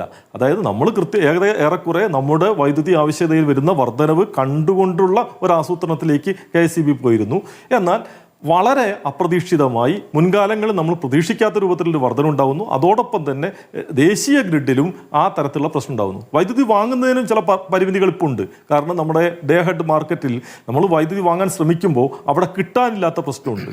ഇപ്പോൾ ടേം ഹെഡ് മാർക്കറ്റിൽ നിന്ന് വൈദ്യുതി വാങ്ങുന്നതിന് വേണ്ടിയാണ് ഇപ്പോൾ റെഗുലേറ്ററി കമ്മീഷൻ്റെ മുമ്പിൽ KSEB പോയിട്ടുള്ളത്. ടേം ഹെഡ് മാർക്കറ്റിൽ ഇപ്പോൾ വൈദ്യുതി വാങ്ങാൻ ശ്രമിച്ചാൽ അവിടെ വൈദ്യുതി കിട്ടിക്കൊള്ളും എന്ന് ഉറപ്പിക്കാൻ കഴിയില്ല. അപ്പം ഒരു പ്രതിസന്ധി നിലനിൽക്കുന്നുണ്ട്. ആ പ്രതിസന്ധിയുടെ ഭാഗമായി ലോഡ് ഷെഡിങ്ങിലേക്കോ പവർ കട്ടിലേക്കോ ഒപ്പം നിലവിൽ പോകേണ്ട സാഹചര്യം വന്നിട്ടില്ലെങ്കിൽ പോലും അത് വരാൻ സാധ്യതയുള്ള അവസ്ഥയുണ്ട് എന്നുള്ളത് നമ്മൾ മനസ്സിലാക്കേണ്ടതുണ്ട്. ഇപ്പോൾ ഫ്രീക്വൻസി ട്രിപ്പിങ്ങും മറ്റു കാര്യങ്ങളൊക്കെ വന്നിട്ടുണ്ട്. ആ നിലയിൽ ചില പ്രയാസങ്ങൾ ജനങ്ങൾ നേരിടുന്നുണ്ട്. ഈ പ്രശ്നത്തിനകത്ത് ജനങ്ങളോട് സഹകരണമാണ് KSEB ചോദിച്ചിട്ടുള്ളത്. വൈകുന്നേര സമയങ്ങളിൽ ഈ പീക്ക് ലോഡ് സമയത്ത് അവരുടെ ഉപഭോഗത്തിൽ അനാവശ്യമായ, അത്ര അത്യാവശ്യമല്ലാത്ത ഉപഭോഗം അവർ കുറയ്ക്കാൻ തയ്യാറായാൽ, ഇപ്പം നിങ്ങൾ മോട്ടോറുകൾ അല്ലെങ്കിൽ അയൺ ബോക്സുകൾ തുടങ്ങി, ഇപ്പം നിങ്ങൾക്ക് സാധാരണഗതിയിൽ AC അല്ലെങ്കിൽ മറ്റ് ലൈറ്റ് ലോഡുകൾ ആവശ്യമുള്ളതാണ്, അത് തീർച്ചയായിട്ടും നിങ്ങൾ ഉപയോഗിക്കേണ്ട എന്നല്ല പറയുന്നത്. പക്ഷേ അങ്ങനെ അല്ലാത്ത ചില ലോഡുകളും ആളുകൾ ഉപയോഗിച്ചുകൊണ്ടിരിക്കുന്നുണ്ട്. അത്തരത്തിലുള്ള ലോഡുകളിൽ ഒരു കുറവ് വരുത്താൻ തയ്യാറായാൽ, ഒരു 100-200 മെഗാവാട്ടെങ്കിലും കുറയ്ക്കാൻ നമുക്ക് പറ്റിയാൽ ഈ പ്രതിസന്ധിയെ യാതൊരു പ്രശ്നവുമില്ലാതെ കൈകാര്യം ചെയ്യാൻ കഴിയും. അതൊരു നല്ല നിർദ്ദേശം തന്നെയാണ്. അത് നല്ലൊരു നിർദ്ദേശം തന്നെയാണ്. പക്ഷേ ഡോക്ടർ MG സുരേഷ് കുമാർ, ഇപ്പോൾ നടക്കുന്നത് ഈ ഫ്രീക്വൻസി ഡ്രിപ്പിംഗ് ആണ് എന്ന് അങ്ങേക്ക് ഉറപ്പിച്ച് പറയാനാകും? അങ്ങ് തന്നെ പറയുന്നു വേണ്ടിവരും, പവർ കട്ട് വേണ്ടിവരും. യഥാർത്ഥത്തിൽ അത് തുടങ്ങിക്കഴിഞ്ഞിരിക്കുന്നത്, പ്രഖ്യാപിക്കാൻ കഴിയാത്തത്, ഇതുവരെ പവർ കട്ടില്ലാത്തൊരു തലമുറയുണ്ടല്ലോ ഇവിടെ എന്ന് ആവർത്തിച്ച് സർക്കാർ പറഞ്ഞ ആ തെരഞ്ഞെടുപ്പ് കാലത്തെ ആ പ്രചാരണം കാരണമല്ലേ അത് പറയാൻ പറ്റാത്തത്? നടപ്പായി കഴിഞ്ഞു എന്നുള്ളല്ലേ യാഥാർത്ഥ്യം? അല്ലെങ്കിൽ പിന്നെ എങ്ങനെയാണ് എല്ലാ ദിവസവും രാത്രി ഏകദേശം ഒരേ സമയം ഈ 20 മിനിറ്റോളം കറണ്ട് പോകുന്നത്? ആ സമയം കൃത്യമായി അങ്ങോട്ട് ഫ്രീക്വൻസി ഡ്രിപ്പിംഗ് സംഭവിക്കുകയാണോ? അതായത് നമ്മുടെ ലോഡിൻ്റെ അകത്ത് വരുന്ന ഈ വർധനവിനൊരു പാറ്റേൺ ഇപ്പം ഉണ്ടായി വന്നിട്ടുണ്ട്. ആ പാറ്റേണിൻ്റെ പ്രശ്നമാണ്. ഏകദേശം 6:30 മണി 7 മണി സമയത്താണ് നമ്മുടെ ലോഡ് വലിയ രൂപത്തിൽ വർദ്ധിക്കുന്നത്. ഇത് നമ്മുടെയൊക്കെ തന്നെ ജീവിതശൈലിയൊക്കെ ആയിട്ട് ബന്ധപ്പെട്ടിട്ടാണ്. ഈ രൂപത്തിലുള്ള വർധനവുണ്ടാകുന്ന ആ പാറ്റേൺ അനുസൃതമായി തന്നെയാണ് നമ്മുടെ സിസ്റ്റത്തിനകത്തും ട്രിപ്പിങ്ങും കാര്യങ്ങളും വരുന്നത് കൊണ്ട് ഏറെക്കുറെ സമയത്തിൻ്റെ കാര്യത്തിനകത്ത് വലിയ വ്യത്യാസമില്ലാതെ വരുന്നു എന്നതുകൊണ്ടാണ് ഇത് ഒരു എന്താ പറയുക ആസൂത്രിതമായി പ്രഖ്യാപിക്കപ്പെടാത്ത ലോഡ് ഷെഡിംഗ് ആണ് എന്ന രൂപത്തിൽ അനിൽ ബോസ് അടക്കമുള്ളവർ പറയുന്നത്. തീർച്ചയായും അനിൽ ബോസ് പറഞ്ഞ ഒരു നിർദ്ദേശത്തോട് ഞാൻ പൂർണ്ണമായും യോജിക്കുകയാണ്. ലോഡ് ഷെഡിംഗ് നടത്തേണ്ട സാഹചര്യം ഉണ്ടെങ്കിൽ ലോഡ് ഷെഡിംഗ് നടത്തേണ്ട സാഹചര്യമുണ്ട്. അതുകൊണ്ട് ലോഡ് ഷെഡിംഗ് അരമണിക്കൂർ വേണ്ടി വരും, അല്ലെങ്കിൽ 1 മണിക്കൂർ വേണ്ടി വരും, അല്ലെങ്കിൽ 20 മിനിറ്റ് വേണ്ടി വരും എന്ന് പ്രഖ്യാപിച്ച് ചെയ്യണമെന്ന് തന്നെയാണ് ഇലക്ട്രിസിറ്റി ബോർഡിലെ. ലോഡ് ഷെഡിംഗ് ഒരു സർക്കാരിന്റെ വീഴ്ച കൊണ്ട് നടപ്പാക്കുന്ന കാര്യമല്ല എന്നതിന്റെ കൂടി തെളിവാണല്ലോ ഇപ്പോൾ ഉണ്ടായിരിക്കുന്ന സംഭവം അല്ലേ? ലോഡ് ഷെഡിംഗ് വേണ്ടി വരുന്ന എപ്പോഴാണ്? ഒരു പ്രതിസന്ധി ഉണ്ടാകുന്ന ഘട്ടത്തിലാണ്. അപ്പോൾ അതില്ലാത്ത ഈ 10 വർഷം എന്ന് പറയുന്ന അവകാശവാദം അത് ശരിയായ സമീപനമല്ല എന്ന് കൂടിയല്ലേ അങ്ങയുടെ വാചകളിൽ നീ മനസ്സിലാക്കേണ്ടത്? അല്ല അതിനകത്തൊരു പ്രശ്നമുണ്ട്. 2011 ഓഗസ്റ്റ് മാസം മുതൽ നമ്മൾ ലോഡ് ഷെഡിംഗ് നടത്തുകയാണ്. അങ്ങനെ ലോഡ് ഷെഡിംഗ് നടത്തേണ്ടി വന്നത് ഒരു നയത്തിൻ്റെ ഭാഗമായിട്ടാണ്. താൽക്കാലികമായി പെട്ടെന്നുണ്ടായിട്ടുള്ളൊരു പ്രതിസന്ധിയുടെ ഭാഗമായി ഏതെങ്കിലും സമയത്ത് കുറച്ച് വൈദ്യുതി ഇല്ലാതാകുന്നതല്ല. ഒരു നയത്തിൻ്റെ ഭാഗമായി 2012 ഓഗസ്റ്റ് മാസം, 2011 മെയ്യിൽ 11 ഓഗസ്റ്റ് മാസം, അതായത് 2011 മെയ്യിൽ ഗവൺമെൻറ് മാറിയതിന് ശേഷം 2011 ഓഗസ്റ്റ് മാസത്തിൽ, അതായത് നല്ല മഴക്കാലത്താണ് നമ്മൾ വീണ്ടും ലോഡ് ഷെഡിങ്ങിലേക്ക് പോകുന്ന സാഹചര്യം ഉണ്ടായത്. അങ്ങനെ തുടരുകയും 2016 വരെ ഏറെക്കുറെ സ്ഥിരമായി തന്നെ ഈ ലോഡ് ഷെഡിങ് നടത്തിക്കൊണ്ടുപോവുകയും ചെയ്യുന്ന ഒരു സമീപനം കഴിഞ്ഞ ഗവൺമെന്റിന്റെ പീരീഡിൽ ഉണ്ടായിരുന്നു, ഉമ്മൻചാണ്ടി സർക്കാരിന്റെ പീരീഡിൽ ഉണ്ടായിരുന്നു. അവിടെയാണ് പ്രശ്നം. അല്ലാതെ ഇപ്പൊ ഏതെങ്കിലും ഒരു വേനൽക്കാലത്ത് പെട്ടെന്നൊരു പ്രതിസന്ധി ഉണ്ടായി കുറച്ചു സമയം പവർ ഇല്ലാതെ വരുന്നു എന്നതല്ല ശരി ഈ പറയുന്ന ലോഡ് ഷെഡിങ് നടത്തുകയോ നടത്താതിരിക്കുകയോ ചെയ്യുന്ന ചില പ്രശ്നങ്ങൾ ഉണ്ടാവും. ഇപ്പം ഞാൻ പറഞ്ഞില്ല, താൽച്ചറിലെ ഒരു താപനിലയം പെട്ടെന്ന് ഇല്ലാതായി. ഇപ്പോൾ നമുക്ക് ഇടുക്കി വൈദ്യുതി നിലയത്തിൽ 2 മെഷീൻ ഇടക്കാലത്ത് കേടാവുകയും അതിന് റിപ്പയറിങ്ങിന് വേണ്ടി 2-3 ദിവസത്തേക്ക് നിർത്തിവെക്കേണ്ടിയും വരികയും ചെയ്തു. അത്തരം സമയങ്ങളിൽ ഗവൺമെന്റ് തന്നെ പ്രഖ്യാപിച്ചുകൊണ്ട് 2-3 ദിവസത്തേക്ക് വൈദ്യുതി നിയന്ത്രണങ്ങൾ ഉണ്ടാവേണ്ട സാഹചര്യമുണ്ട് എന്ന് പറഞ്ഞുകൊണ്ട് 2017 നമ്മൾ ചില നിയന്ത്രണങ്ങൾ ഏർപ്പെടുത്തിയിരുന്നു. ഇങ്ങനെ 1-2 ദിവസത്തേക്ക് താൽക്കാലികമായി ഉണ്ടാകുന്ന പ്രതിസന്ധിയിൽ ഒരു വൈദ്യുതി നിയന്ത്രണം ഉണ്ടാകേണ്ട. കാരണം വെച്ചാൽ നമ്മൾ ഈ യന്ത്രങ്ങളിലാണ് പ്രവർത്തിക്കുന്നത്, ഈ സംവിധാനത്തിലാണ് പ്രവർത്തിക്കുന്നത്. ഇവിടെയൊക്കെ എപ്പോൾ വേണമെങ്കിലും ഈ യന്ത്രങ്ങൾ കേടാവാം, എവിടെയെങ്കിലുമൊക്കെ പ്രശ്നങ്ങൾ ഉണ്ടാവാം. അങ്ങനെ പ്രശ്നങ്ങൾ ഉണ്ടാകുമ്പോൾ താൽക്കാലികമായി അറ്റകുറ്റപ്പണി നടത്തേണ്ടി വരുമ്പോൾ സ്വാഭാവികമായിട്ടും ആ സമയത്ത് വൈദ്യുതി ഓഫാക്കി വെച്ചിട്ട് അറ്റകുറ്റപ്പണി നടത്താൻ പറ്റും. ഇതൊക്കെ ലോഡ് ഷെഡിംഗ് ആണ് എന്ന രൂപത്തിൽ വ്യാഖ്യാനിക്കുന്നതിനോട് എനിക്ക് യോജിക്കാൻ കഴിയില്ല. പക്ഷേ ഒരു നയത്തിന്റെ ഭാഗമായി വൈദ്യുതി വാങ്ങി ആസൂത്രണം ചെയ്ത് നടപ്പാക്കുന്നതിന് പകരം നമുക്ക് തൽക്കാലം അരമണിക്കൂർ ഓഫാക്കി ഇടുന്നതാണ് ഈ സംവിധാനത്തിന് മെച്ചം എന്ന രൂപത്തിൽ തീരുമാനമെടുക്കുന്നത് ആണ് ലോഡ് ഷെഡിംഗ്. ഉമ്മൻചാണ്ടി സർക്കാർ അവസാന കാലത്ത് കുറഞ്ഞ നിരക്കിൽ വൈദ്യുതി വാങ്ങാനുള്ള കരാർ ഉണ്ടാക്കുകയും ആ കരാർ പിണറായി സർക്കാർ വന്നപ്പോൾ അത് റദ്ദാക്കുകയും ചെയ്തെന്നൊരു ആരോപണവും തിരിച്ചു പറയുന്നുണ്ട്. അത് ശ്രീ അതും നമുക്ക് ചർച്ച ചെയ്യാം. അതിലേക്ക് ആ കാര്യം കൂടി വിശദീകരിച്ച് പോകേണ്ടതുണ്ടോ? ഞാൻ വരാം, അടുത്ത ഘട്ടത്തിൽ വരാം. ശരി, ഞാൻ ശ്രീ ജയകുമാർ സിയിലേക്ക് പോകുന്നു. തണൽ സംഘടനയുടെ എക്സിക്യൂട്ടീവ് ഡയറക്ടറാണ്.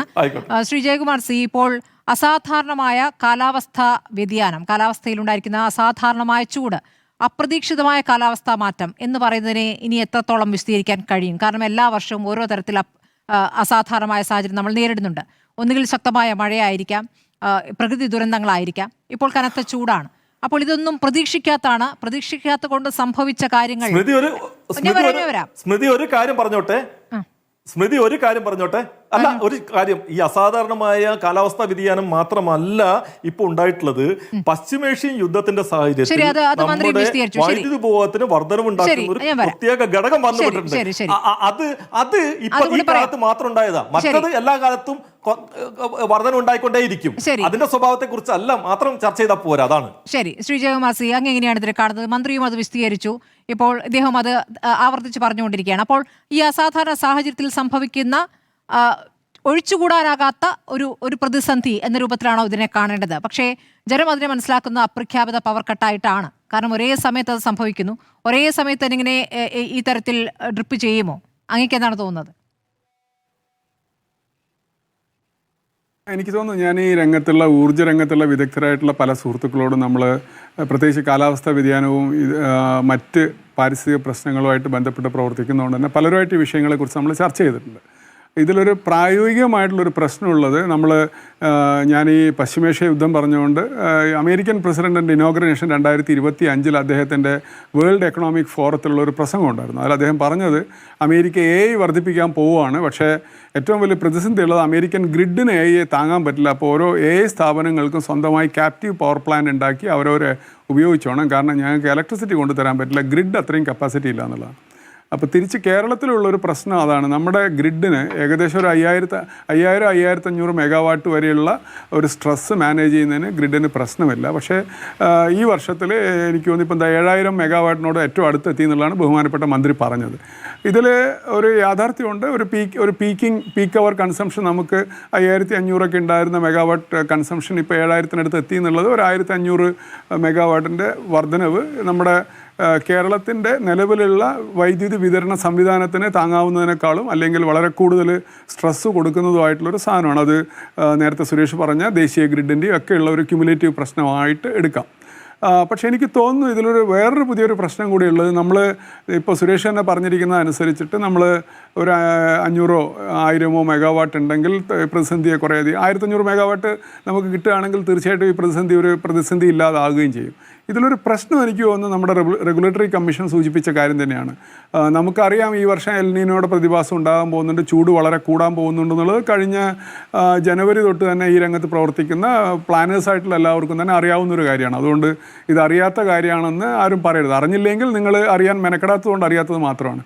അപ്പോൾ ഈ ചൂട് കൂടിയത് പ്രത്യേകിച്ച് ഏപ്രിൽ 24 തൊട്ട് 27 വരെയുള്ള ദിവസങ്ങളിൽ 4-5 ഡിഗ്രി ചൂട് കൂടിയതും നമ്മൾ നേരത്തെ പ്രെഡിക്റ്റ് ചെയ്തിട്ടുള്ള പ്രതീക്ഷിക്കുന്നൊരു കാര്യമാണ്. പക്ഷേ നമുക്ക് പലർക്കും അത് അപ്രതീക്ഷിതമാണ്. അപ്പോൾ ഇതിലൊരു പ്രശ്നമുള്ളത് റെഗുലേറ്ററി കമ്മീഷൻ തന്നെ പറഞ്ഞ കേരളത്തിൽ ഇപ്പോൾ നമുക്കൊരു പ്രതിസന്ധിയുള്ളത് പകൽക്കാലത്ത് സോളാർ വൈദ്യുതി ഉൽപ്പാദനത്തിൻ്റെ ഭാഗമായിട്ട് ഗ്രിഡിലേക്ക് ധാരാളം വൈദ്യുതി വരികയും വൈകുന്നേരം പീക്ക് അവേഴ്സ് ആകുമ്പോഴേക്കും നമുക്ക് വൈദ്യുതി ആവശ്യത്തിന് ദേശീയ ഗ്രിഡിൽ നിന്നോ മറ്റ് ഇതിൽ നിന്നോ നേരത്തെ സുരേഷ് സൂചിപ്പിച്ച പോലെ വാങ്ങാൻ പോലും ഇല്ലാത്തൊരവസ്ഥയുണ്ട്. അപ്പോൾ ഇന്ത്യയിൽ മൊത്തം തന്നെ ഈ സോളാർ ഇലക്ട്രിസിറ്റിയുടെയൊക്കെ ഉൽപ്പാദനം വളരെ കുതിച്ചു ചാടുകയും അതിൻ്റെ ഇമ്മീഡിയറ്റ് എഫക്റ്റ് ഉള്ളത് പീക്കിംഗ് അവേഴ്സിലേക്ക് നമുക്ക് ആവശ്യത്തിന് ഇലക്ട്രിസിറ്റി ഇല്ലാതെ വരുന്നു എന്നുള്ളതാണ്. അതുകൊണ്ട് തന്നെയാണ് റെഗുലേറ്ററി കമ്മീഷൻ സൂചിപ്പിച്ച ബസ് പോലുള്ള എനർജി സ്റ്റോറേജിനുള്ള അത്യാവശ്യം വരുന്നത്. ഇത് തീർച്ചയായിട്ടും നമുക്ക് ഇതിനെ ക്രൈസിസിനെ മാനേജ് ചെയ്യാനായിട്ട് ഈ 3 മാസം കൊണ്ട് പറ്റിയില്ല എന്നുള്ളതും ഇപ്പോഴും ഈ പഴയ കാരണവന്മാർ പറഞ്ഞുകൊണ്ടിരിക്കുമല്ലോ, രാമരാമ നാരായണ എന്നൊക്കെ പറയുന്ന പോലെ ഇപ്പോഴും TMC ഹൈഡൽ എന്നൊക്കെ പറഞ്ഞുകൊണ്ടിരിക്കുന്ന വൈദ്യുതി ബോർഡിൻ്റെ ഒരു ചെറിയൊരു തലമുറയുടെ ഒരു ജനറേഷൻ പരാധീനത ഇതിനെ വല്ലാതെ തളർത്തുന്നുണ്ട്. കാരണം ഇപ്പോൾ നമ്മൾ 2 രൂപ ഗ്രിഡിലേക്ക് സോളാറിന് ഇലക്ട്രിസിറ്റി ചാർജ് കൊടുക്കുന്ന ഈ നമ്മുടെ ഉൽപ്പാദകരായിട്ടുള്ള മലയാളികളായിട്ടുള്ള റൂഫ് ടോപ്പ് ഉൽപ്പാദകരോട് അല്ലെങ്കിൽ അത്തരത്തിൽ കുറച്ചുകൂടെ വലിയ കപ്പാസിറ്റി ഉൽപ്പാദിപ്പിക്കുന്ന ആൾക്കാരോട് നിങ്ങളൊരു ബസ് വെച്ചോളൂ, രാത്രി നിങ്ങൾ ഞങ്ങൾക്ക് തരികയാണെങ്കിൽ ഞങ്ങൾ 10 രൂപ തരാമെന്ന് പറഞ്ഞു കഴിഞ്ഞാൽ കേരളത്തിൽ 500 മെഗാവാട്ട് ഉണ്ടാക്കാനായിട്ട് 2 ആഴ്ചത്തെ സമയമൊക്കെ വേണ്ടി വരുള്ളൂ. കാരണം ഇപ്പോൾ കമേഴ്സ്യൽ ലെവലിൽ തന്നെ സോളാർ ചാർജ് ചെയ്തിട്ടുള്ള ബസ് ബേസ് ചെയ്തിട്ടുള്ള ജനറേറ്റേഴ്സ് വാങ്ങിക്കാൻ കിട്ടും. 4 ലക്ഷം രൂപയ്ക്ക് 5 കിലോ വാട്ട് ജനറേറ്റർ നമുക്കൊരു 6-7 മണിക്കൂർ സമയത്തേക്ക് അത്രയും ഇലക്ട്രിസിറ്റി തരുന്ന ജനറേറ്റർ ഇന്ന് കേരളത്തിൽ കമേഴ്സ്യലി അവൈലബിൾ ആണ്. അപ്പോൾ നമ്മൾ ഇത്രയധികം മാർക്കറ്റും ടെക്നോളജിയും മുന്നോട്ട് പോകാത്ത ഒരു വൈദ്യുതി വിതരണ ചിന്തകരുടെ എൻ്റെ പ്ലാനേഴ്സിൻ്റെ ഇപ്പോഴും ഈ പ്രതിസന്ധിയിലും നമ്മളിപ്പോൾ അടുത്ത മാസം പരിഹരിക്കാൻ പറ്റുന്ന സാധ്യതയുള്ളപ്പോഴും അവർ പറയുന്നത് ഒരു ഹൈഡൽ പദ്ധതി ഉണ്ടെങ്കിൽ 2035 നമ്മൾ 2035 വളരെ ദൂരമുള്ളൊരു കാര്യമാണ്. നമുക്ക് ഇന്ന് പരിഹരിക്കാൻ എന്ത് ചെയ്യാന്നുള്ളതിന് ഇന്ന് നമുക്ക് സാങ്കേതിക വിദ്യയുണ്ട്, അതിനുള്ള പരിഹാരമുണ്ട്. അതുകൊണ്ട് തന്നെ തീർച്ചയായിട്ടും ഞാൻ പറയും, ഇത് നിങ്ങളുടെ ചോദ്യത്തിന് ഒരുപക്ഷേ ഈ പറഞ്ഞതൊരു ക്യുമുലേറ്റീവ് എഫക്റ്റ് ഉണ്ട്. പശ്ചിമേഷ്യ സംഘർഷം കാരണം ഇൻഡക്ഷൻ കുക്കറിൻ്റെ ഉപയോഗം കൂടിയിട്ടുണ്ട്, ചൂട് കൂടുതൽ കാരണം AC ഇതൊക്കെ കൂടിയിട്ടുണ്ട്. പക്ഷേ ഇത് കൂടുന്നതിനെക്കുറിച്ച് നമ്മൾ ആലോചിക്കാനും പ്രാപ്തരാകുകയും ചെയ്യുക എന്നുള്ളതാണ് പ്ലാനിങ് എന്നുള്ളത്. അല്ലെങ്കിൽ ഒരു സർക്കാരിൻ്റെ സംവിധാനത്തിൽ ഒരു പ്ലാനിങ് വരേണ്ടത് അങ്ങനെയാണ്. അതിന് പല ക്രിയേറ്റീവ് സാധനങ്ങൾ കൊണ്ടുവരണമെങ്കിൽ ഒരുപക്ഷെ അതിന് റെഗുലേറ്ററി കമ്മീഷൻ അനുവാദം വേണം. ഞാൻ ഈ പറഞ്ഞ എളുപ്പത്തിൽ നമുക്ക് ഒരു ബസ് സ്റ്റോറേജ് ഡിവൈസിൽ നിന്ന് ഒരാളുടെ കയ്യിൽ നിന്ന് ഇലക്ട്രിസിറ്റി വാങ്ങിക്കാൻ പറ്റില്ല. അല്ലെങ്കിൽ ഇപ്പം കേരളത്തിൽ ഇലക്ട്രിസിറ്റി ചാർജ് ചെയ്ത കാറുകൾ ധാരാളമുണ്ട്. രാത്രികളിൽ വേണമെങ്കിൽ ഈ കാറുകൾക്ക് ഡിസ്ചാർജ് ചെയ്ത് ഗ്രിഡിലേക്ക് ഫീഡ് ചെയ്യാനും പറ്റും. അത്തരത്തിൽ സാങ്കേതികമായിട്ടുള്ള പല പരിഹാരങ്ങളും എനിക്ക് തോന്നുന്നു ഇപ്പോഴും നമ്മൾ അന്വേഷിച്ചിട്ടില്ല. പകരം നമ്മൾ പിന്നെയും നാരായണ എന്നുള്ള ഒരു നാമജപത്തിലേക്ക് പോകുന്നു എന്നുള്ളതാണ് സാങ്കേതികമായിട്ട് ഈ വൈദ്യുതി പ്രതിസന്ധിയുടെ ഒരു പ്രധാന കാരണം എന്നുള്ളതാണ് എനിക്ക് തോന്നുന്നത്. ഈ റെഗുലേറ്ററി കമ്മീഷൻ KSCBയെ വിമർശിച്ച കാര്യം അത് ശരി തന്നെയാണെന്നുള്ളതാണ് അങ്ങയുടെ അഭിപ്രായം അല്ലേ? ഈ പകൽ സമയത്ത് വൈദ്യുതി പാഴാകുന്നു എന്നുള്ള കാര്യം തീർച്ചയായിട്ടും അത് മാത്രമല്ല, പാലക്കാടൊക്കെ എനിക്ക് തോന്നുന്നു ഇലക്ട്രിസിറ്റി ബോർഡുമായി ബന്ധപ്പെട്ടുകൊണ്ട് തന്നെ ഇത്തരത്തിലൊരു ബസ്സിൻ്റെ സ്റ്റോറേജ് സംവിധാനത്തിനെ മെച്ചപ്പെടുത്താനും ഉള്ള സംവിധാനങ്ങൾ കേരളത്തിൽ നല്ല ശ്രദ്ധയോടെ പ്രവർത്തനങ്ങൾ നടക്കുന്നുണ്ട്. ഞാനതിൽ നടക്കുന്നതിന് KSCBയെ അനുമോദിക്കുകയും ചെയ്യും. കാരണം ഒരു അതിൽ കുറച്ച് പേരെങ്കിലും ഇത്തരത്തിലൊരു മുന്നോട്ട് പോകാനുള്ള സാധ്യത നോക്കുന്നത്. അത് കേരളത്തിൽ എനിക്ക് തോന്നുന്നു ഈ നമ്മുടെ ഒരു 1000-1500 മെഗാവാട്ടോളം സോളാർ പുറപ്പുറ ഉൽപ്പാദനത്തിന് അത് ബാറ്ററി എനർജി സ്റ്റോറേജിലേക്ക് മാറ്റി ഈ പകൽ നേരത്ത് 2 രൂപ കൊടുക്കുന്നതിന് പകരം രാത്രി 8 രൂപ കൊടുക്കാമെന്ന് പറഞ്ഞു കഴിഞ്ഞാൽ നമുക്ക് കേരളത്തിൻ്റെ ഇപ്പോഴത്തെ പ്രതിസന്ധി പരിഹരിക്കാൻ പറ്റും. കുറച്ചും കൂടെ മുന്നോട്ട് നോക്കുകയാണെങ്കിൽ തീർച്ചയായിട്ടും നമ്മുടെ ഗ്രിഡുകളുടെ കപ്പാസിറ്റി 5500-ൽ നിന്ന് ഒരു 7500 800-ലേക്ക് മാറ്റേണ്ടി വരും. കാരണം നമ്മുടെ കൺസംഷൻ പ്രത്യേകിച്ച് ഈ AI ബേസ്ഡ് ഇൻഫോ പാർക്കുകളും ഒക്കെ കൂടുമ്പോഴേക്കും നമുക്ക് കുറച്ചും കൂടെ കൺസംഷൻ കൂടും. അതുകൊണ്ട് തന്നെ ഗ്രിഡിൻ്റെ കപ്പാസിറ്റി കൂടേണ്ടതുണ്ട്. പക്ഷേ അതൊരു 1-2 വർഷം കൊണ്ട് ചെയ്യാൻ പറ്റുന്ന കാര്യമുള്ളൂ. ഇത്തരത്തിലുള്ള ഒരു ന്യൂ ജനറേഷൻ തിങ്കിങ്ങിലൂടെയുള്ള പുതിയ ടെക്നോളജി ഉപയോഗിച്ചിട്ടുള്ള സംവിധാനങ്ങളിൽ ഒരുപക്ഷെ നമ്മുടെ ഇപ്പം വയനാട് പോലെ എപ്പോഴും വോൾട്ടേജ് കുറവുള്ള സ്ഥലങ്ങളിൽ പോലും ഇത്തരത്തിലുള്ള പ്രാദേശികമായിട്ടുള്ള ബസ് സംവിധാനങ്ങൾ വരികയാണെങ്കിൽ പ്രാദേശിക വോൾട്ടേജിൻ്റെ കുറവ് കൂടെ ഓഗ്മെൻ്റ് ചെയ്യാനും നല്ല രീതിയിലുള്ള ഇലക്ട്രിസിറ്റി ഉൽപ്പാദനവും വിതരണവും ആക്കാൻ പറ്റുന്നുള്ളതാണ് ഈ രംഗത്ത് KSEBയോട് തന്നെ ബന്ധപ്പെട്ട് പ്രവർത്തിക്കുന്ന പല വിദഗ്ധരുമായിട്ട് സംസാരിക്കുമ്പോൾ മനസ്സിലാക്കാൻ പറ്റും. മടങ്ങിയെത്താം അഡ്വക്കേറ്റ് അനിൽ ബോസ്. ഇപ്പോൾ UDF കാലത്ത് പവർ കട്ട്, ലോഡ് ഷെഡിംഗ് ഉണ്ടായതിന് പ്രധാന കാരണം അത് നിങ്ങളുടെ നയത്തിന്റെ ഭാഗമായിട്ട് നടപ്പാക്കി എന്നുള്ളതാണ് ഇപ്പോൾ ശ്രീ സുരേഷ് കുമാർ ആരോപിച്ചിരിക്കുന്നത്. എന്താണ് മറുപടി? അല്ല, കേരളത്തിൽ UDFന്റെ കാലത്ത് മാത്രമല്ല ലോഡ് ഷെഡിങ് ഉണ്ടായിട്ടുള്ളത്. കാലാകാലങ്ങളിൽ ഭരിച്ചിട്ടുള്ള ഗവൺമെന്റുകളുടെ കാലത്തെല്ലാം ഉണ്ടായിട്ടുണ്ട്. അത് പരിഹരിക്കാനുള്ള പദ്ധതികളും സമീപനങ്ങളുമാണ് ആവശ്യം. ഇവിടെ UDF ഗവൺമെന്റിന്റെ കാലത്ത് ഉമ്മൻചാണ്ടി സർക്കാർ, അതുപോലെ തന്നെ ആര്യാടൻ മുഹമ്മദ് ഇലക്ട്രിസിറ്റി മിനിസ്റ്റർ എന്നുള്ള നിലയിലൊക്കെ ചെയ്തിട്ടുള്ള വലിയ പ്രവർത്തനങ്ങളാണ് നമ്മുടെ വൈദ്യുത ചാർജ് വർധനവ് തടയാൻ, പൊതുസമൂഹത്തിന് ഗുണപരമായ നടപടികൾ സ്വീകരിക്കാനും ഒക്കെ കഴിഞ്ഞിട്ടുള്ളത്. നിങ്ങളൊന്ന് ആലോചിച്ച് നോക്കൂ, എത്രയോ കരാറുകൾ ഉമ്മൻചാണ്ടി സർക്കാരിന്റെ കാലത്ത് നമ്മൾ ഉണ്ടാക്കിയുണ്ടായി. ലോങ് ടൈം ആയിട്ടുള്ള അറേഞ്ച്മെന്റ്സ് ഉണ്ടാക്കിയിട്ടുണ്ട്, നമ്മുടെ മറ്റ് സംസ്ഥാനങ്ങളിൽ നിന്ന് വാങ്ങുന്നതുമായി ബന്ധപ്പെട്ട്. എന്തിന് NDPCയുമായി ബന്ധപ്പെട്ട് നമ്മൾ ലോങ് ടൈം അറേഞ്ച്മെന്റ്സ് ഉണ്ടാക്കിയില്ലേ? അതുപോലെ തെർമൽ പവർ വാങ്ങുന്നതുമായി ബന്ധപ്പെട്ടുള്ള നടപടിക്രമങ്ങൾ ഉണ്ടാക്കിയില്ലേ? എന്തിനാണ് ഈ സർക്കാർ അവസാനം അത് റദ്ദ് ചെയ്തത്? പിണറായി വിജയൻ സർക്കാർ വന്നതിന് ശേഷം NDPC, അതേതായാലും ഒരു സ്വകാര്യ കമ്പനി എന്ന് പറയാൻ പറ്റില്ലല്ലോ, ആ NDPCയുമായിട്ട് UDF ഗവൺമെന്റ് വെച്ച കരാറ് പോലും റദ്ദ് ചെയ്തു. പിന്നീട് എന്താ നാം കണ്ടത്? പിന്നീട് കാണുന്നത് അതാത് മാസം വൈദ്യുത ചാർജ് കുതിച്ചുയർന്നാണ് നമ്മൾ കണ്ടത്. യൂണിറ്റിന്, അതുപോലെ ഫിക്സഡ് ചാർജ്, അതെല്ലാം കാലാകാലങ്ങളിൽ വർദ്ധിപ്പിക്കുന്നതാണ് കണ്ടത്. അതേസമയം തന്നെ ഈ NDPCയുമായി ബന്ധപ്പെട്ട പല കരാറുകളുണ്ട്, ഇവർ റദ്ദ് ചെയ്തിട്ടുള്ള പല കരാറുകളുണ്ട്. അതിൽ ഏറ്റവും പ്രധാനമായി ഞാൻ എടുത്തു പറയുകയാണ് NDPC. ആ NDPCയുമായി ബന്ധപ്പെട്ട ലോങ് ആയിട്ടുള്ള അറേഞ്ച്മെന്റ്സ് റദ്ദ് ചെയ്തതിന് ശേഷം അവസാനം വൈദ്യുതി, അത് UDF ഗവൺമെന്റ് ഭാവിയിൽ ഡിമാൻഡ് കൂടുമെന്ന് കണക്കാക്കി ഉണ്ടാക്കിയിട്ടുള്ള കരാറുകളാണ് റദ്ദ് ചെയ്തത്. ആ റദ്ദ് ചെയ്തതിന് ശേഷം അവസാനം ഈ NDPCയെ ഓൺ ദ സ്പോട്ടിൽ മാർക്കറ്റിൽ വലിയ വില കൊടുത്ത് സർക്കാരിന് വൈദ്യുത ചാർജ് വാങ്ങേണ്ടി വന്നിട്ടുണ്ട്. അതൊക്കെയാണ് വൈദ്യുത ചാർജിന് വർദ്ധിപ്പിക്കാൻ ഈ ഗവൺമെന്റിനെ ഇടയാക്കിയത്. ആ കാര്യങ്ങൾ മനസ്സിലാക്കണ്ടേ? UDF ഗവൺമെന്റ് കാലത്ത് വൈദ്യുത ചാർജിന് നിയന്ത്രണം ഉണ്ടായിരുന്നു. ലോഡ് ഷെഡിങ് വന്നില്ല എന്നൊന്നും ഞാൻ പറയുന്നില്ല, അത് കേരളത്തിലെ ആദ്യത്തെ പ്രതിഭാസമല്ല. പക്ഷേ അത് ഭാവിയിൽ വരാനിരിക്കുന്ന പ്രതിസന്ധികളെ മുൻകൂട്ടി കണ്ടുകൊണ്ട് ഉണ്ടാക്കിയ കരാറുകൾ മാറ്റുമ്പോൾ ഗുണപരമായ കരാറുകളിലേക്കാണ് ഗവൺമെന്റ് പോകുന്നതെങ്കിൽ നമുക്ക് കുഴപ്പമില്ല. പക്ഷേ നമുക്കെന്താണ്, ഇപ്പോൾ നമ്മൾ തിരിഞ്ഞു നോക്കുമ്പോൾ നമുക്ക് കാണാൻ കഴിയുന്നത്, നമ്മുടെ ആവശ്യത്തിന് നേരത്തെ കിട്ടുമായിരുന്ന വിലയിൽ നിന്ന് അധിക ചാർജ് കൊടുത്ത് NDPC ഉൾപ്പെടെയുള്ള സ്ഥലത്തുനിന്ന് പൊതുമാർക്കറ്റിൽ വാങ്ങേണ്ട സ്ഥിതിവിശേഷം ഇവിടെ ഉണ്ടായി ഗവൺമെന്റിന്. അതിന്റെ പാപം അല്ലെങ്കിൽ അതിന്റെ ഭാരം അത് ചുമക്കേണ്ടി വന്നത് കേരളത്തിലെ ജനങ്ങളാണ്. ഇപ്പോഴും ഞാൻ തുടക്കത്തിൽ പറഞ്ഞത് ഞാൻ വീണ്ടും ആവർത്തിക്കുന്നു, ഒരു സർക്കാർ ഒരു നയത്തെ സംബന്ധിച്ച് സുതാര്യമായി കൊണ്ടുപോകാൻ കഴിയണം. ഒരു കരാർ റദ്ദാക്കുമ്പോൾ അതിനേക്കാൾ നല്ല കരാറുകളിലേക്ക് പോകണം. സർക്കാരിന് അതുകൊണ്ട് ലാഭം ഉണ്ടാകണം. ഇവിടെ സർക്കാർ ലാഭം ഉണ്ടായില്ല. കരാറുകൾ ഉമ്മൻചാണ്ടി സർക്കാരിന്റെ കാലത്ത് റദ്ദ് ചെയ്ത് പുതിയ കരാറുകളിലേക്ക് പോകുമ്പോൾ അവസാന ആവശ്യത്തിന് വൈദ്യുതി ഇല്ലാതെ വന്ന് റദ്ദ് ചെയ്ത ആളുകളിൽ നിന്ന് തന്നെ ഇരട്ടി പണം കൊടുത്ത് വാങ്ങേണ്ടി വരുന്ന ഗതികേടാണ് ഈ കേരളത്തിൽ ഈ സ്ഥിതി ഉണ്ടാക്കിയത് എന്ന യാഥാർത്ഥ്യം അംഗീകരിച്ചുകൊണ്ട് മാത്രമേ സർക്കാരിന് മുന്നോട്ട് പോകാൻ കഴിയൂ. അത് നാളെ മറ്റൊരു സർക്കാർ വന്നാലും ഈ കാര്യങ്ങളിൽ ക്രമരഹിതമായി പ്രവർത്തിക്കാൻ പാടില്ല. പിന്നെ വിശദാംശങ്ങളിലേക്കൊക്കെ പോയാൽ ഒരുപാട് കാര്യങ്ങൾ, അഡാനിയുമായി ബന്ധപ്പെട്ടുള്ള കരാറുകളുമായി ബന്ധപ്പെട്ട് അദ്ദേഹത്തിന്റെ സ്വകാര്യ കമ്പനിയുമായിട്ടുള്ള കാര്യങ്ങളെ സംബന്ധിച്ചൊക്കെ നമുക്ക് വിശദമായി ചർച്ച നടത്തേണ്ടി വരും. അത് ഓരോ ആളുകളെയും കൃത്യമായി ഡോക്യുമെന്റ് വെച്ച് നമുക്ക് ചർച്ച ചെയ്യേണ്ടതായിട്ട് വരും. അതുകൊണ്ട് മന്ത്രി കൃഷ്ണൻകുട്ടി ആയാലും കേരള ഗവൺമെന്റ് ആയാലും ചെയ്യേണ്ടത്, ഞങ്ങൾക്ക് വീഴ്ച പറ്റി. നേരത്തെ UDF ഗവൺമെന്റ് കൊണ്ടുവന്നിട്ടുള്ള ജനോപകാരപ്രദമെന്നോ അല്ലെങ്കിൽ ജനക്ഷേമകരമായി നടപ്പിലാക്കാൻ കഴിയുന്ന, അവർക്ക് ആവശ്യത്തിന് വൈദ്യുതി സ്റ്റോർ ചെയ്യാനും സപ്ലൈ ചെയ്യാനും കഴിയുന്ന കരാറുകൾ അത് നിലനിർത്തണമായിരുന്നു. അല്ലെങ്കിൽ പോരായ്മയിൽ അവർ തിരുത്തപ്പെടുമ്പോൾ നല്ല കരാറുകൾ വെക്കണമായിരുന്നു. ആ കരാറുകൾ ഉണ്ടാക്കാൻ കഴിഞ്ഞില്ല എന്ന് മാത്രമല്ല, റദ്ദ് ചെയ്ത കരാറുകൾ അത് വെച്ച കമ്പനികളോട് തന്നെ അതിൽ കൂടുതൽ പണം കൊടുത്ത് വാങ്ങേണ്ട ഗതികേട് ഈ കേരള സർക്കാരിനുണ്ടായത് കൂടിയാണ് ഇത്തരം ഒരു ദുരവസ്ഥയ്ക്ക് കാരണമെന്ന് ശരി, കുറഞ്ഞ വിലയ്ക്ക് വൈദ്യുതി വാങ്ങുന്നത് റദ്ദാക്കിക്കൊണ്ട് കൂടിയ വിലയ്ക്ക് വാങ്ങിയ സാഹചര്യം, അത് ശ്രീ സുരേഷ് കുമാർ വിശദീകരിക്കും ഇടവേളയ്ക്ക് ശേഷം. മടങ്ങിയെത്താം. ശ്രീ MG സുരേഷ് കുമാർ, അങ്ങേക്ക് അനിൽ ബോസിന് മറുപടി നൽകാം. രണ്ട് കാര്യങ്ങളുണ്ട്. ഒന്ന്, നേരത്തെ ബസ്സിന്റെ കാര്യത്തിൽ റെഗുലേറ്ററി കമ്മീഷൻ എന്തോ KSEBയെ വിമർശിച്ചു. ഞാൻ മനസ്സിലാക്കുന്നത് KSEB അങ്ങനെ വിമർശിക്കുകയല്ല ചെയ്തത്. ഈ പറയുന്ന വേനൽക്കാലത്തിന് മുമ്പ് അത് പൂർത്തിയാക്കാനുള്ള ശ്രമം നടത്തിക്കൂടായിരുന്നോ എന്ന് ചോദിച്ചിരുന്നു എന്ന് സത്യമാണ്. അത് പൂർത്തിയാക്കാൻ കഴിയാതിരുന്നത് വിമർശനത്തിന്റെ KSEBയുടെ വീഴ്ചയുടെ ഭാഗമായിട്ടല്ല. അല്ല, അങ്ങനെ ചെയ്തിരുന്നെങ്കിൽ പകൽ വൈദ്യുതി സറണ്ടർ ചെയ്യാതെ രക്ഷപ്പെടുമായിരുന്നു എന്നുള്ള കാര്യം കൂടി ഉണ്ടല്ലോ. കമ്പനികൾക്ക് പറ്റാതിരുന്നു. അത് വീഴ്ചയാണല്ലോ. അല്ല, അല്ല അത് വീഴ്ചയല്ല. കാരണം ഇത് ടെൻഡർ ചെയ്ത കമ്പനിക്ക് 15 മാസം കൊണ്ട് പൂർത്തിയാക്കാൻ വേണ്ടി അവരോട് നിർദ്ദേശിച്ചിരുന്നു. 18 മാസം കൊണ്ട് പൂർത്തിയാക്കുന്ന അവർക്ക് ഇൻസെന്റീവും പ്രഖ്യാപിച്ചിരുന്നു. പക്ഷേ അവർക്ക് പവർ ട്രാൻസ്ഫോമർ, ഇതിന് ആവശ്യമായ പവർ ട്രാൻസ്ഫോമറിന്റെ ലഭ്യത കുറവുകൊണ്ട് അവർക്ക് പൂർത്തിയാക്കാൻ കഴിയാതിരുന്നതാണ്. അത് രാജ്യത്ത് പവർ ട്രാൻസ്ഫോമറിന്റെ ലഭ്യതയുമായി ബന്ധപ്പെട്ട പ്രശ്നമാണ്, അല്ലാതെ KSEBയുടെ ഭാഗത്തു നിന്ന് വന്ന എന്തെങ്കിലും വീഴ്ചയല്ല. നേരത്തെ പൂർത്തിയാക്കാൻ ശ്രമിച്ചിരുന്നു. ഏകദേശം 1 കൊല്ലം മുമ്പ് ടെൻഡർ കൊടുത്താണ്, അല്ലാണ്ട് ഇപ്പം 2 മാസം മുമ്പ് കൊടുത്തിട്ട് പൂർത്തിയാക്കാൻ പറഞ്ഞതല്ല.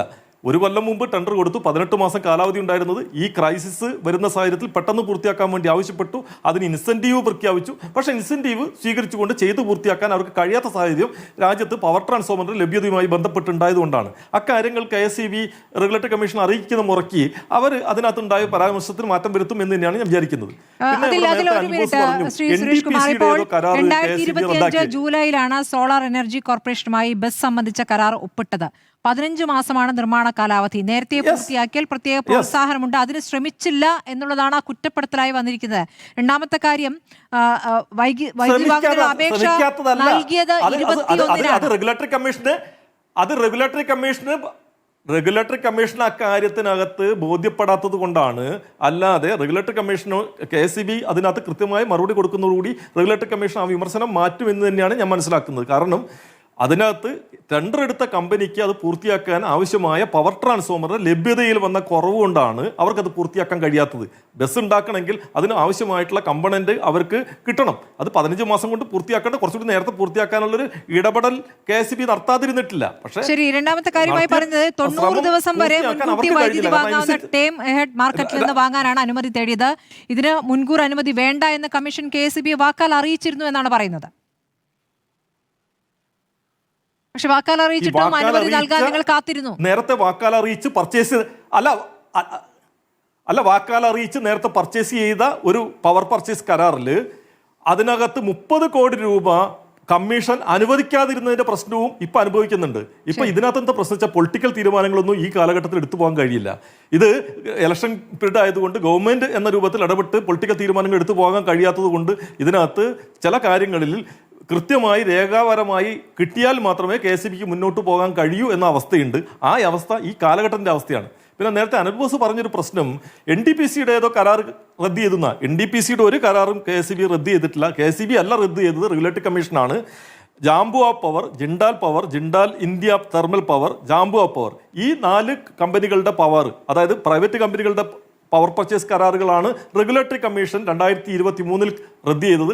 റദ്ദ് ചെയ്ത സമയത്ത് തന്നെ ഗവൺമെന്റ് ഇടപെട്ട് അത് റദ്ദ് ചെയ്യരുത്, അത് തുടരേണ്ടതാണ് എന്ന നയപരമായ നിർദ്ദേശം കൊടുത്തു. നയപരമായ നിർദ്ദേശത്തിന്റെ ഭാഗമായി റെഗുലേറ്ററി കമ്മീഷൻ അത് പുനഃസ്ഥാപിച്ചു. ആ പുനഃസ്ഥാപിച്ചതിനെതിരായി ഈ പവർ തരേണ്ട കമ്പനികൾ അവർ സുപ്രീം കോടതിയിൽ പോയി അത് ആ പുനഃസ്ഥാപിച്ചത് സ്റ്റേ ചെയ്ത അവസ്ഥയിലാണുള്ളത്. ആ കേസ് ഇപ്പോഴും KSEBയും ഗവൺമെന്റും ആ പവർ പുനഃസ്ഥാപിക്കണം എന്ന് പറഞ്ഞ് സുപ്രീം കോടതി കേസ് നടത്തിക്കൊണ്ടിരിക്കുകയാണ്. അല്ലാതെ ഗവൺമെന്റ് ഏതെങ്കിലും തരത്തിലുള്ള ഒരു പവർ പർച്ചേസ് കരാറും റദ്ദ് ചെയ്തിട്ടില്ല. അത് തെറ്റായിട്ടുള്ള വ്യാഖ്യാനമാണ്, തെറ്റായിട്ടുള്ള പ്രചരണമാണ്. ശരി, ശ്രീ ജയകുമാർ പറഞ്ഞ കാര്യങ്ങൾക്ക് കൂടി അങ്ങ് മറുപടി നൽകണം. നിങ്ങൾക്ക് ഈ പ്രതിസന്ധി ഒരു മിനിറ്റ് ശ്രീ അനിൽ ബോസ് പറഞ്ഞോളൂ. ഒരൊറ്റ സെക്കൻഡ്. ഈ സുരേഷ് കുമാർ ഈ ചർച്ചയിൽ പറയുന്നത് ഭാഗികമായ സത്യങ്ങൾ മാത്രമാണ്, ഭാഗികമായ കാര്യങ്ങൾ മാത്രമാണ്.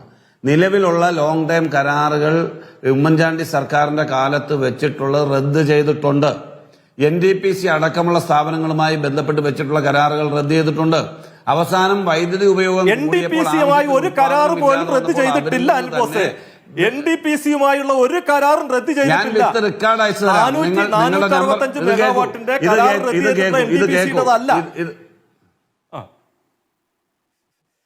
അതായത് ഇതിന്റെ അകത്ത് നിലവിൽ സ്വകാര്യ കമ്പനികൾ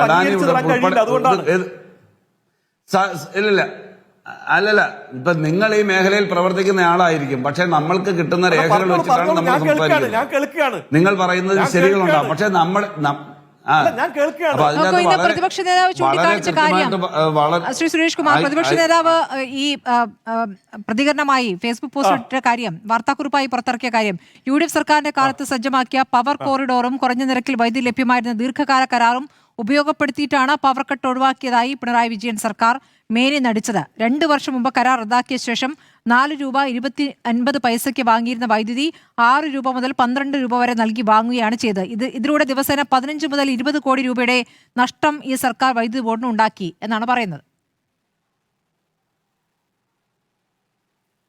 അതായത് ഈ പ്രശ്നവുമായി ബന്ധപ്പെട്ട് പവർ കോറിഡോറിന്റെ ആണെങ്കിലും ഹൈ വോൾട്ടേജ് ലൈൻ പ്രോജക്റ്റുമായി ബന്ധപ്പെട്ട നിരവധി ചർച്ചകൾ, നിരവധി വീഴ്ചകൾ കേരളത്തിലെ ഗവൺമെന്റ് അല്ല, ഒരു മിനിറ്റ് അല്ല, ഞാൻ പറഞ്ഞ ഹൈ വോൾട്ടേജ് ലൈൻ പ്രോജക്റ്റുമായി ബന്ധപ്പെട്ടും വലിയ വീഴ്ച. ഓക്കെ പറഞ്ഞു. ഒന്ന് പവർ കോറിഡോർ 2006 പണി. പവർ കോറിഡോർ 2006 പണി തുടങ്ങി.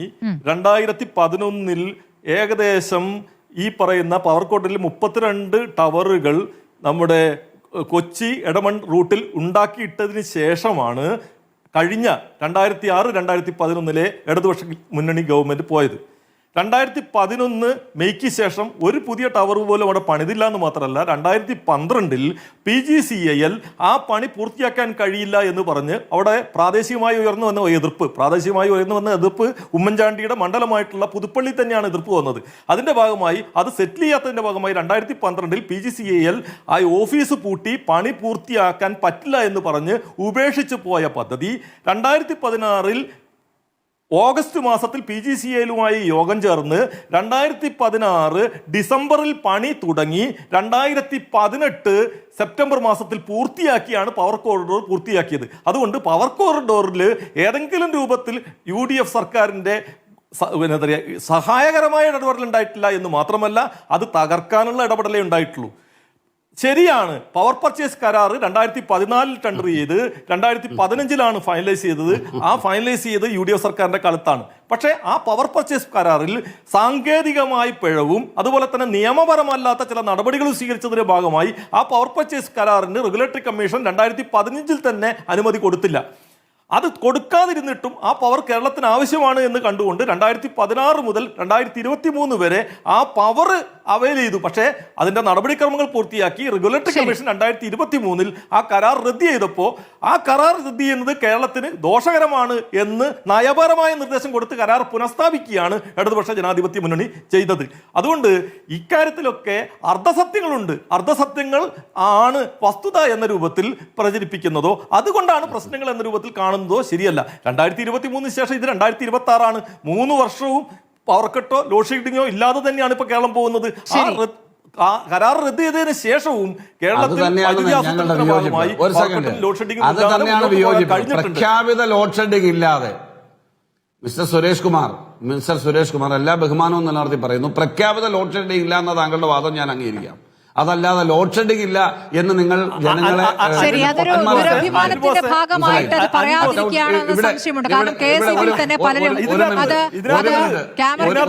സമ്മതിക്കുന്നുണ്ട്.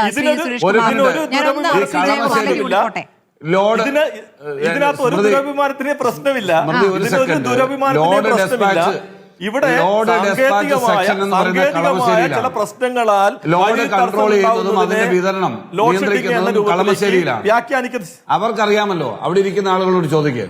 കളമശ്ശേരിയിലെ LDC ആണ്, ലോഡ് ഡെസ്പാച്ച് സെന്റർ ആണ്. അവിടെ ഇരിക്കുന്ന ഉദ്യോഗസ്ഥന്മാരുമായിട്ടൊക്കെ ഡിസ്കസ്. അതെ, ആ സെന്റർ കളമശ്ശേരിയിലാണ് പ്രവർത്തിക്കുന്നത്. കൺട്രോൾ ചെയ്യുമ്പോൾ അത് തന്നെയാണ് ഞാൻ തുടക്കത്തിൽ പറഞ്ഞത്. അറ്റകുറ്റപ്പണികളുടെ പേരിൽ പ്രഖ്യാപിതമല്ലാത്ത ലോഡ് ഷെഡിംഗ് അറ്റകുറ്റപ്പണികളുടെ പേരിൽ അവിടെ ഇരുന്ന് കളമശ്ശേരിയിൽ ഇരുന്നുകൊണ്ടാണ് ഇവർ കൺട്രോൾ ചെയ്തുകൊണ്ടിരുന്നത്. സാങ്കേതികമായി ഒരു മിനിറ്റ് അൽബോസെ, സാങ്കേതികമായി പവർ കട്ട്, ലോഡ് ഷെഡിങ്, വൈദ്യുതി നിയന്ത്രണങ്ങൾ ഇതൊക്കെ സാങ്കേതികമായി വ്യത്യസ്ത പദങ്ങളാണ്. പവർ കട്ട് എന്ന് പറഞ്ഞാൽ വൈദ്യുതി ഇല്ലാത്തത് കൊണ്ട് പേഴ്സൻറ്റേജിൽ ഇല്ലാതാക്കുന്നതാണ്. 100% പവർ കട്ട് ഉണ്ടായിരുന്ന സംസ്ഥാനമാണ് 1995 കേരളം. 100% പവർ കട്ട്, 3.5 മണിക്കൂർ ലോഡ് ഷെഡിങ് ഉണ്ടായിരുന്ന സംസ്ഥാനമാണ്. ലോഡ് ഷെഡിങ് എന്ന് പറഞ്ഞു കഴിഞ്ഞാൽ ഒരു നിശ്ചിത സമയം തുടർച്ചയായി വൈദ്യുതി വിതരണം നിർത്തിവെക്കുന്ന ഏർപ്പാടാണ് ലോഡ് ഷെഡിങ്. വൈദ്യുതി താൽക്കാലികമായ ചില പ്രതിസന്ധികൾ, ലൈനുകളുടെ തകരാറുകൾ, മറ്റു പ്രശ്നങ്ങൾ കൊണ്ട് താൽക്കാലികമായി വൈദ്യുതി നിയന്ത്രണം ഉണ്ടാകുന്നതിനെ നോർമലി ലോഡ് ഷെഡിംഗ് എന്നോ പവർ കട്ട് എന്നോ പറയില്ല. ശരി. വൈദ്യുതി നിയന്ത്രണങ്ങൾ ഈ രൂപത്തിൽ ഉണ്ടാകുമ്പോൾ ജനങ്ങൾക്ക് ബുദ്ധിമുട്ടുണ്ടാകുന്നുണ്ട് എന്നുള്ളത് സത്യം തന്നെ. ശരി, അപ്പോൾ നിയന്ത്രണമാണ്, അതിന് മറ്റൊരു പേരിട്ടപ്പോൾ അങ്ങ് സമ്മതിക്കുന്ന ഒരു നിയന്ത്രണമാണ് എന്ന് സാങ്കേതികമാണ്. പദങ്ങളിൽ തന്നെയാണ്. അല്ല, ആ പദം തെരഞ്ഞെടുപ്പ് പ്രചാരണത്തിൽ ഉപയോഗിച്ചാണ് പ്രശ്നമേ. പ്രത്യേക പദം ആവർത്തിച്ച് ഒരു പ്രത്യേക പദം തെരഞ്ഞെടുപ്പ് പ്രചാരണത്തിൽ ഉപയോഗിച്ചാണല്ലോ പ്രശ്നം. എന്താണ് പവർ കട്ട് എന്നറിയാത്ത ഒരു തലമുറ ഇവിടെയുണ്ട് എന്ന് ആവർത്തിച്ച് പറയുമ്പോൾ ആ തലമുറയ്ക്ക് ഇപ്പോൾ കാണിച്ചു കൊടുത്തിരിക്കുന്നു എന്താണ് ഈ പവർ കട്ട് എന്ന്. അതിന് മറ്റൊരു പേര് പറഞ്ഞ് വിളിക്കുകയും ചെയ്യുന്നു. അതല്ലേ പ്രശ്നം? Doctor M G Shri M G Suresh Kumar, ഞാനൊന്ന് ശ്രീ ജയകുമാറിലേക്ക് കൂടി. ശേഷം ഗവൺമെന്റിന് ഇക്കാര്യത്തിനകത്ത് ഇടപെടാൻ കഴിയൂ. അതിനു മുമ്പ് ഗവൺമെന്റിന്റെ ഈ കാര്യത്തിനകത്ത് നമുക്ക് ചർച്ച ചെയ്തിട്ട് കാര്യമില്ല. ശരി, ശ്രീ ജയകുമാർ, അങ്ങ് ചില കാര്യങ്ങൾ ചൂണ്ടിക്കാണിച്ചു. അങ്ങ് ഇപ്പോൾ റെഗുലേറ്ററി കമ്മീഷന്റെ ഭാഗത്ത് നിന്ന് വന്നിരിക്കുന്ന പ്രതികരണം കൂടിയാണ് അങ്ങ് ചൂണ്ടിക്കാണിച്ചത്. അതിനെ എങ്ങനെയാണ് ശ്രീ സുരേഷ് കുമാർ റദ്ദാക്കിയത് അല്ലെങ്കിൽ അതിനെതിരെ പ്രതികരിച്ചതെന്ന് അങ്ങ് കാണുകയുണ്ടായി. അപ്പോൾ ഇതിൽ റെഗുലേറ്ററി കമ്മീഷൻ എല്ലാ സമയത്തും ശരിയാണ് എന്നൊരു അഭിപ്രായം അങ്ങേക്കുണ്ടോ? അല്ല, അങ്ങനെ ഒരു കാര്യത്തെക്കുറിച്ച് നമുക്ക് ഒരാളിനെ കുറിച്ചും പറയാൻ പറ്റില്ല എന്നും ശരിയായിരിക്കും എന്നുള്ളതിനെക്കുറിച്ച്. മാറ്റങ്ങൾ ഉണ്ടാവുമല്ലോ. അതിന് അത്തരത്തിലൊരു ബ്ലൈൻഡ് ആയിട്ടില്ല. കാരണം എനിക്ക് തോന്നുന്നു ഇതിലൊരു അന്ധത നമുക്ക് പലപ്പോഴും കാണുന്നത് ഈ ചില നയങ്ങളിലും ചില ഇടപാടുകളിലൊക്കെയാണ് നമുക്ക് അന്ധത വരുന്നത്. കാരണം എനിക്ക് തോന്നുന്നു ഒരു മാറ്റത്തിൻ്റെ ഇതിൽ നോക്കുകയാണെങ്കിൽ നമുക്ക് ഒരുപാട് പുതിയ അവസരങ്ങളുണ്ട്. അവസരങ്ങൾ എങ്ങനെ ഉപയോഗിക്കാമെന്നോ അതെങ്ങനെ കൂടുതൽ ജനക്ഷേമമാക്കാമെന്നോ അല്ലെങ്കിൽ കൂടുതൽ ജീവിത സാഹചര്യങ്ങളെ മെച്ചപ്പെടുത്താമെന്നുള്ളതാണല്ലോ നമ്മൾ ആലോചിക്കുന്നത്. അതുകൊണ്ട് അതേ അവസരത്തിൽ എനിക്ക് തോന്നുന്നു ഒരു പക്ഷേ നമുക്ക് വേണമെങ്കിൽ ഒരു 24 മണിക്കൂർ ദൈർഘ്യമുള്ളൊരു ന്യൂസ് അവർ വെച്ചിട്ട് അന്യോന്യം നമുക്ക് ഈ സാങ്കേതിക പദങ്ങൾ എന്താണെന്നുള്ളതിനെക്കുറിച്ചൊക്കെ ചർച്ച ചെയ്യും. യാഥാർത്ഥ്യങ്ങൾ അതൊന്നും ജനങ്ങൾ അനുഭവിക്കുന്നത് അതിൽ നിന്നും വളരെ വ്യത്യസ്തമാണ്. കുറച്ച് സമയത്തേക്ക് കറണ്ട് ഇല്ല, നല്ല ബുദ്ധിമുട്ടുണ്ട്, ചൂടുണ്ട്. അതെ, തീർച്ചയായിട്ടും ആ കറണ്ട്, അതെ അതെ അതെ. അത് മാത്രമല്ല അതിൻ്റെ കൂടെ തന്നെ നമ്മൾ ഇതിൻ്റെ റിവേഴ്സലും ആലോചിക്കുക. അത് എൻ്റെ വീട്ടിൽ വൈകുന്നേരം ഞാൻ ജോലിക്ക് കഴിഞ്ഞ് തിരിച്ചു വരുമ്പോൾ കഞ്ഞി വയ്ക്കുമ്പോഴേക്കും ഇത് പീക്ക് അവർ ആയതുകൊണ്ട് എനിക്ക് കഞ്ഞി വെക്കേണ്ട എന്നുള്ള സ്വയം തീരുമാനം എടുക്കാൻ ഒരുപക്ഷെ പല വീട്ടുകാർക്കും അല്ലെങ്കിൽ പുറത്ത് തൊഴിലിന് പോകുന്നവർക്കോ തയ്യാറാകാനും പറ്റില്ല. അല്ലെങ്കിൽ അവരങ്ങനെ ചിന്തിക്കണമെന്ന് നമുക്ക് ആഗ്രഹിക്കാനും പറ്റില്ല. ഇതൊരു യാഥാർത്ഥ്യമാണ്. അതായത് കേരളത്തിൽ നമുക്കൊരു പവർ ക്രൈസിസ് ഉണ്ട്. ആ ക്രൈസിസ് എന്ന് പറയുന്നത് ഒരു എനിക്ക് തോന്നുന്നു അതിനൊരു ഞാനൊരു പേരിട്ട് വിളിക്കാൻ ആഗ്രഹിക്കുന്നില്ല. കാരണം ക്രൈസിസ് ഉണ്ട്, ക്രൈസിസ് ഞാൻ അനുഭവിക്കുന്നുണ്ട്. ഞാൻ തിരുവനന്തപുരത്തുള്ളപ്പോൾ എനിക്ക് കാര്യമായിട്ട് ഇലക്ട്രിസിറ്റിയിൽ കിട്ടുന്നതിൽ കുറവുണ്ടായിട്ടില്ല. ഞാൻ കണ്ണൂർ വരുമ്പോഴേക്കും എനിക്ക് ചില സമയങ്ങളിൽ ഇലക്ട്രിസിറ്റി കുറയുന്നു എന്നുള്ളതും ഒരു യാഥാർത്ഥ്യമാണ്. ഇതൊക്കെ നമ്മുടെ നാട്ടിലുള്ള യാഥാർത്ഥ്യങ്ങളാണ്.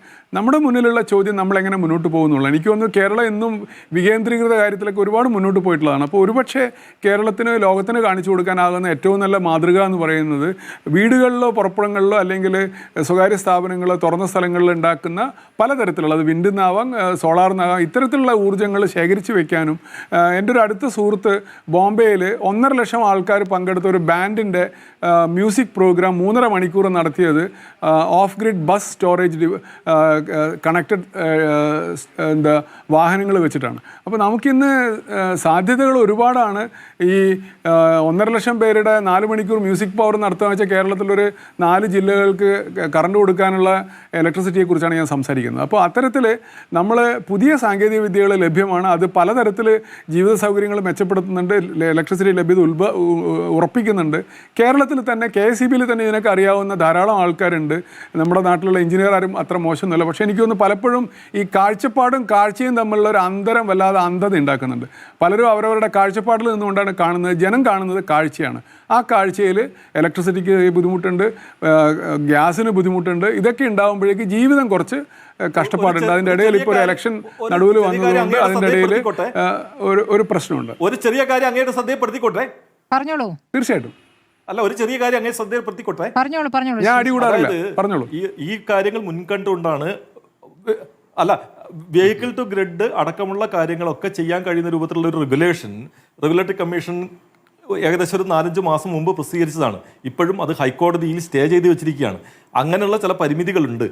ഇവിടെ ഒരു ലീഗൽ ഇടപെടലുകളും കാര്യങ്ങളൊക്കെ നടക്കുന്നതിൻ്റെ ഭാഗമായി ഇപ്പോൾ കമ്മ്യൂണിറ്റി സ്റ്റോറേജിൽ നമ്മുടെ കഴിഞ്ഞ ബഡ്ജറ്റിൽ കമ്മ്യൂണിറ്റി സ്റ്റോറേജിന് വേണ്ടി ഒരു പ്രത്യേക സീഡ് ഫണ്ട് മാറ്റിവെച്ചിട്ടുണ്ട്. നിരവധി ഇടപെടലുകൾ ഇക്കാര്യത്തിനകത്ത് നടക്കുന്നുണ്ട്. ഇലക്ട്രിസിറ്റി ബോർഡും അത്തരത്തിലുള്ള നിരവധി പദ്ധതികൾ അറിയാം, പക്ഷേ അത് മാറ്റി വെച്ചിട്ട് നടപ്പിലായിട്ടില്ല. ഉദ്ദേശിച്ച രൂപത്തിൽ മുന്നോട്ട് പോകാൻ കഴിയുന്നില്ല എന്നുള്ള പരിമിതിയാണ്. ശരി, പരിമിതികളുണ്ട്. ഏതായാലും ജനം ബുദ്ധിമുട്ടുന്നുണ്ട് എന്നുള്ളതാണ് നമ്മുടെ യാഥാർത്ഥ്യം. മഴ പെയ്യട്ടെ എന്ന് നമുക്ക് തൽക്കാലം ആഗ്രഹിക്കാം. അങ്ങനെ നമുക്ക് ഈ ചർച്ച അവസാനിപ്പിക്കാം. വളരെ നന്ദി. ചർച്ചയിൽ തുടക്കത്തിലെത്തിയ മന്ത്രി K Krishnankutty, advocate Anil Bose, doctor MG Suresh Kumar, ഒപ്പം തന്നെ ശ്രീ ജയകുമാർ C ചർച്ചയിൽ പങ്കെടുത്തതിന്. കാണാം മീറ്റ് ദി ഡിഫറൻസ്.